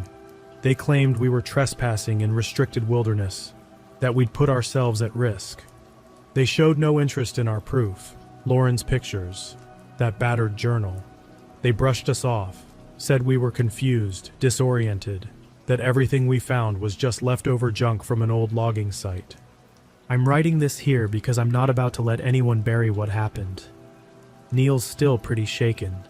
He doesn't remember everything, but enough nightmares bubble up to suggest it's best if we never look back. Lauren hardly goes camping anymore, says she can't sleep under the open sky without reliving those voices. Ben tries to push it down, act like it was just another mission gone sideways. But the Smokies are still there, ancient, half-forgotten corners that no one wants to talk about. The next time you see a worn trail sign with a weird symbol burned into it, or come across footprints leading nowhere, maybe consider taking another route. There are places out in these mountains that are older than any story, hungry for those who wander. We escaped, but I can't help thinking we merely interrupted whatever was lurking there. And if you ever hear chanting in the forest when you're miles off the official path, don't wait. Leave. Because whatever's left in those hollows, I doubt it cares how prepared you think you are. If you ignore the warnings, it'll only draw you deeper until you're just another lost voice in the gloom. At least we made it out, this time.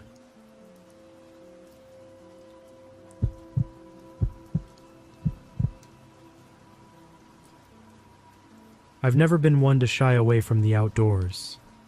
Growing up, I spent weekends tramping through wooded trails, finding peace in the hush between towering oaks. So when my friend Marcus convinced me to spend a few nights in the Great Smokies, it felt like the easiest choice in the world. I should have known something wasn't quite right as soon as we stepped out of the car that morning. The trailhead, usually buzzing with the sounds of birds and chirping insects, was almost silent. We exchanged a puzzled look, but neither of us voiced our concerns. After all, we'd traveled a long way for this. We started hiking around sunrise, weaving through damp undergrowth and skirting around sprawling roots.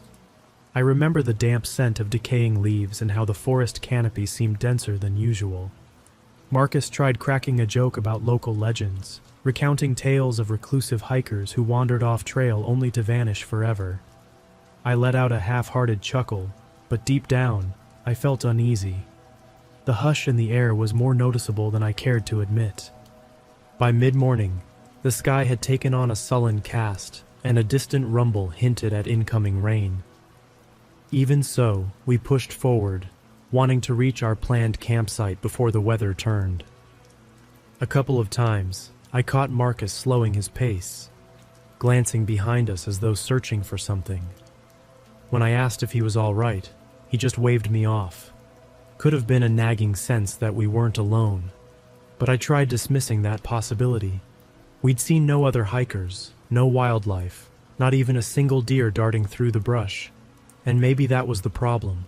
The absence of the usual forest life felt unnatural, Somewhere around midday, we stopped for a quick lunch on a patch of flattened grass. The silence was so absolute it made my ears ring. Every snap of a twig felt magnified, sending jitters through me despite my best effort to stay composed. Marcus asked if I heard anything, but all I could detect was the distant splashing of a creek. He admitted he couldn't pinpoint it either, just a creeping sense of being watched. We tried to ignore it, gulping down energy bars and lukewarm water before hoisting our packs again. By late afternoon, we found a semi-open clearing bordered by a narrow stream. The setting sun tinted the sky with a wan glow, turning the edges of the forest into a wall of looming shapes. We both agreed this was where we'd set up camp, even though every instinct in me wanted to keep moving.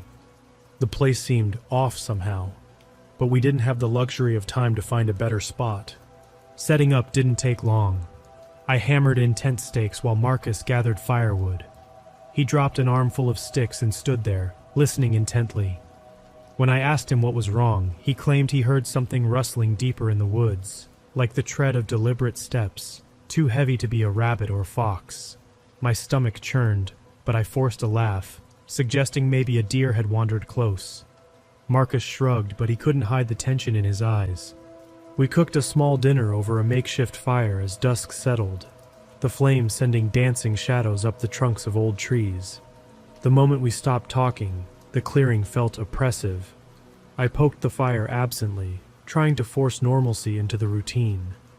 Marcus sat rigid on a rock, scanning the perimeter for any sign of movement. Eventually, we both turned in for the night, unwilling to linger around the flickering glow. I woke up at some point, jostled from shallow sleep by Marcus whispering my name. The rain outside had started in earnest, drumming on the thin tent fabric. He sounded scared, and Marcus was never one to scare easily. His flashlight beam swayed across my tent walls, throwing strange, shifting patterns. I fumbled with the zipper, stepping into the misty darkness. The fire had gone out, and the air was cold enough to sting my face. Marcus stood near the tree line, saying something about hearing footsteps, a crunch of wet leaves circling around us. His voice was unsteady as he gestured toward the shadows. I gripped my own flashlight, scanning the area. The flicker of light revealed nothing but gleaming raindrops on foliage. No footprints, no animals, no person. Yet, the sense that we weren't alone grew stronger. Each time I swung the beam in a new direction, I expected to find someone standing there. We lingered for what felt like hours, searching with our lights. Thunder rumbled somewhere off in the distance. Eventually, we found a cluster of faint depressions in the mud near my tent, almost like footprints. But they weren't quite right. I've seen bear and deer tracks before, but these seemed too long, the pattern suggesting something else entirely. I caught Marcus's eye, and a chill settled in my gut. Without a word, we retreated to our tents, too uneasy to do anything else. Sleep came in fits and starts, broken by occasional snaps or crackles in the underbrush. Dawn took its time. When the sky finally lightened, I crawled out, half expecting to see evidence of whatever lurked around us. But there was nothing except muddy leaves and a smoldering pit of soaked ash where the fire had been. Marcus looked shaken, dark rings under his eyes, his gear already half packed. We both knew we had another day or two planned out here, but neither of us felt confident about it anymore. That heavy hush still clung to the clearing, as if the forest itself had something grim it refused to reveal. I tried telling myself we were overreacting, that nights in a storm can play tricks on the mind. Yet a nagging thought wouldn't let go. If we stayed, we might discover exactly who, or what, was out there, and I wasn't sure we were ready for that. Morning light did nothing to settle our nerves. I crawled out of my tent half expecting to see muddy footprints or torn gear, but the area looked undisturbed, like the forest was mocking us with normalcy.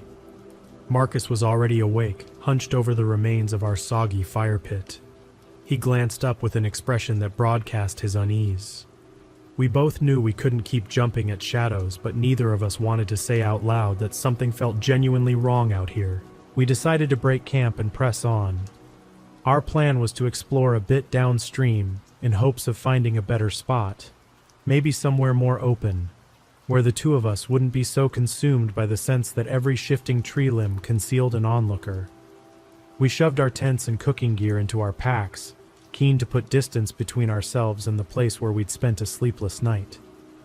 A steady drizzle followed us as we trudged along, soaking the undergrowth and turning the trail into a slick mess. The river gurgled on our left, but even that mild sound seemed too subdued. Marcus kept pausing to scan the tree line, like he expected to catch a figure darting behind a trunk. I tried focusing on practical tasks, watching where I stepped, checking the map every so often, but I couldn't stop my brain from running 100 miles an hour. After about an hour, a stale smell drifted toward us, a mix of soot and damp rot. We veered off the main trail, curious and uneasy, until we stumbled upon what used to be a campsite. Torn tent fabric lay tangled with broken poles, the colors faded and stained. Pots and pans littered the ground as though the campers fled in the middle of a meal. A half-charred log stuck out of a shallow fire pit, the ashes long cold. My chest felt tight as I tried to piece together what could have driven someone to abandon everything like this. Marcus lifted a shredded sleeping bag, its lining caked with mud. He let it drop and looked at me, horror in his eyes. The tears in the fabric were jagged, too big for simple wear and tear. I noticed rust-colored stains near the edges. We kept telling each other that maybe a bear wandered in, spooked the campers, but no footprints or claw marks indicated a typical animal encounter. Besides, the entire site felt staged in some twisted way, like whoever left it behind wanted others to see. In a corner of the campsite, half buried in soggy leaves, we found a notebook with a warped cover. Most pages were smeared or stuck together from the rain, but we could still make out occasional sentences. Someone had written about hearing voices, about glimpses of movement behind thick clusters of trees. The last entry ended abruptly. "I know I'm not alone. I just hope..." And the ink trailed off in a dark blotch. Neither of us said a word as I gently closed the notebook. The air felt heavier after that discovery, pressing in on us. Time started dragging, the drizzle turned into a downpour, and we found ourselves paranoid about the increasing gloom. It was still midday, but the clouds blotted out most of the light, making it feel closer to dusk. Every step through the mud squelched loudly, echoing our unease. We tried pushing farther along the riverbank, but our nerves were shot. Every rustle of leaves, every broken branch on the ground made us jump. A couple of times Marcus thought he saw something, like a figure darting between the trees. But whenever we shone our flashlights, nothing materialized. The forest offered no trace of a welcome. Even the low hum of the water took on a weird resonance, as if it carried whispered warnings we couldn't decipher. With daylight fading, we realized we needed another place to camp.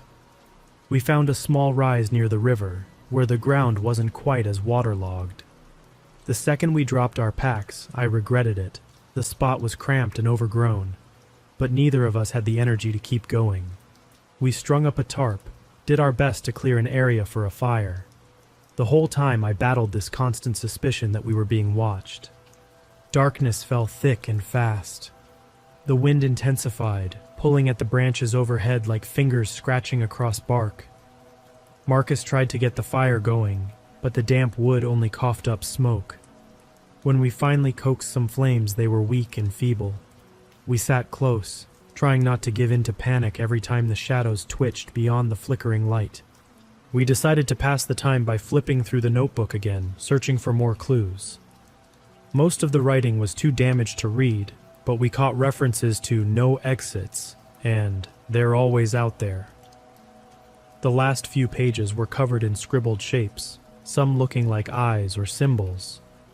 One page had a sketch of the exact same tall trees that encircled us. I think Marcus realized it too, but neither of us said a word. Eventually, exhaustion overwhelmed caution. We needed sleep, even if it meant dozing off in short bursts.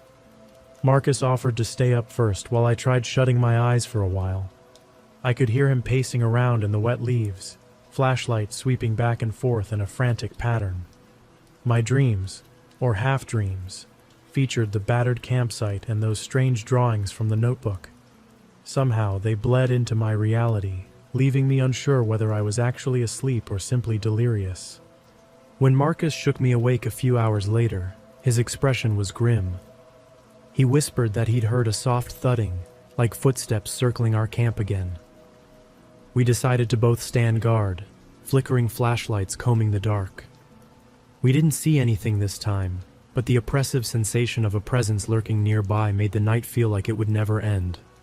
Hours crawled by in silence and dread. Rain hammered the tarp, and the wind whipped the branches into scraping shapes. Finally, a weak glow of dawn crept over the horizon. We could at least see beyond the circle of darkness that had imprisoned us all night. But that meant facing the reality of how deeply unsettled we were. Part of me wanted to charge back to the main trail and keep hiking until we reached the car.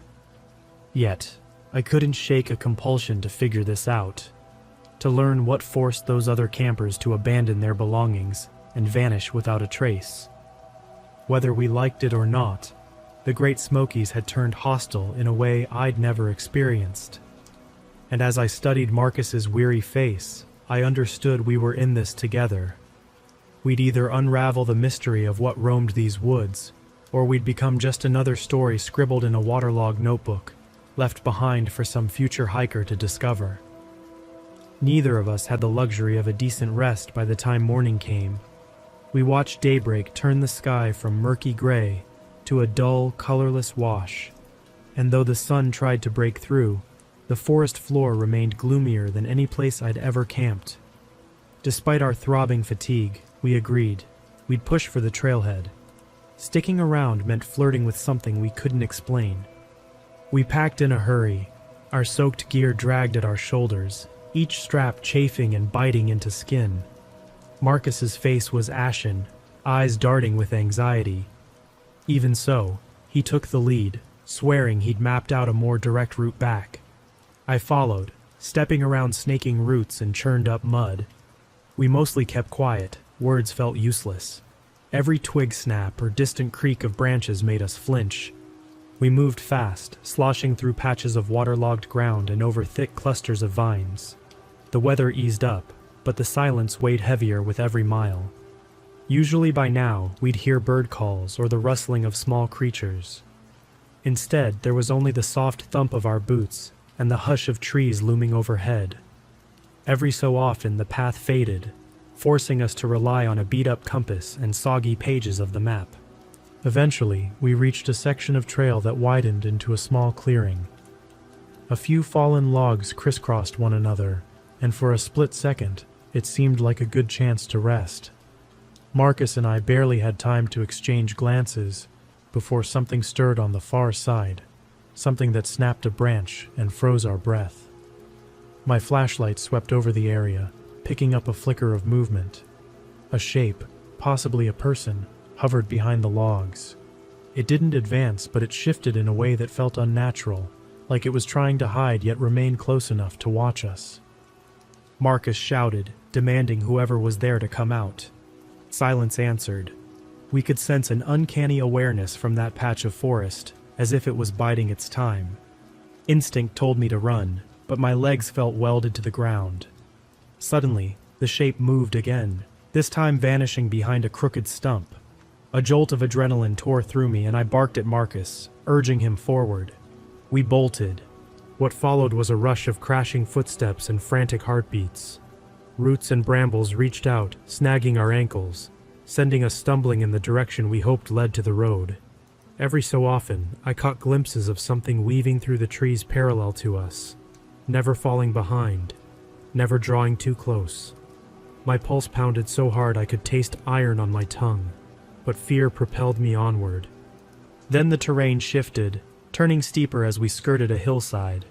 The undergrowth thickened, branches scraping our arms. Rain-soaked leaves glistened, forming a slick layer that made each step precarious. Marcus nearly lost his footing on a mossy log, catching himself at the last second. Whatever lurked behind us stayed hidden, yet ever present, keeping pace with no sign of fatigue. We broke through a dense section of shrubs that snagged our sleeves and packs, emerging onto a narrow dirt road. The abrupt openness felt jarring, like waking up too fast from a nightmare. For a moment we couldn't speak, our lungs clawing for air. Marcus spun around, flashlight arcing wildly at the place we'd just come from. The foliage swayed, but nothing emerged to chase us onto the road. Somehow, that made it scarier, like it was content to stay within its domain, confident we'd never dare return. A battered park ranger's pickup was parked 100 yards to our left, almost swallowed by a bend in the road. Relief surged through me at the sight. We sprinted over, dropping our packs at the ranger's feet. He looked alarmed by our disheveled state. Marcus rambled about the noises, the footprints, and the abandoned campsite, words tumbling out in a jumbled rush. The ranger's eyes hardened with concern, and he grabbed his radio, speaking low and quick about checking nearby areas for missing hikers. Neither Marcus nor I could muster more than half-coherent explanations. We just wanted off that mountain, away from whatever presence nested in those woods. The ranger gave us water and guided us into the truck. The engine's rumble felt like the sweetest sound in the world, carrying us toward safety. I glanced back through the rear window at the receding tree line, half expecting to see a silhouette peering out. If it was there, it kept out of sight. It took a while to reach the nearest ranger station. We filled out incident reports, trying to detail what we experienced. They listened carefully but offered cautious reassurance. Maybe a rogue bear, maybe even a person living off-grid. Yet as we stammered through each unsettling occurrence, it was clear something else was at play. The authorities planned a thorough sweep, though I wondered if they'd find anything, or just end up with more disturbing questions. That evening, back in the dim comfort of a borrowed bunk at the station, I couldn't rest. Everything felt unreal. Across from me, Marcus stared at the ceiling, silent. Neither of us bothered turning off the small lamp by the door. We just lay there, each lost in thoughts about the creature or being, or whatever prowled those trails. Eventually, exhaustion set in, granting us a fractured peace. In the weeks that followed, we learned some gear had been found in remote sections of the forest. Scattered bags, old tents, personal items. But no definitive answers emerged. Marcus stopped talking about returning to the Great Smokies, and I haven't set foot there since. Maybe it's best if we leave those hidden pockets of land to whatever rules them. Some places, no matter how many times you explore, maintain secrets you're better off not uncovering. And yet, part of me can't fully dismiss the pull of those ancient trails. I still recall the surge of awe and excitement I felt when I was younger, forging my way through the undergrowth with a sense of wonder. But now, there's a difference. I've witnessed that the forest can harbor more than simple wildlife. Whenever folks on the internet ask about hidden corners of the Smokies, I offer the same warning. Respect them, or you might come across something that doesn't want you there, and might not let you leave so easily.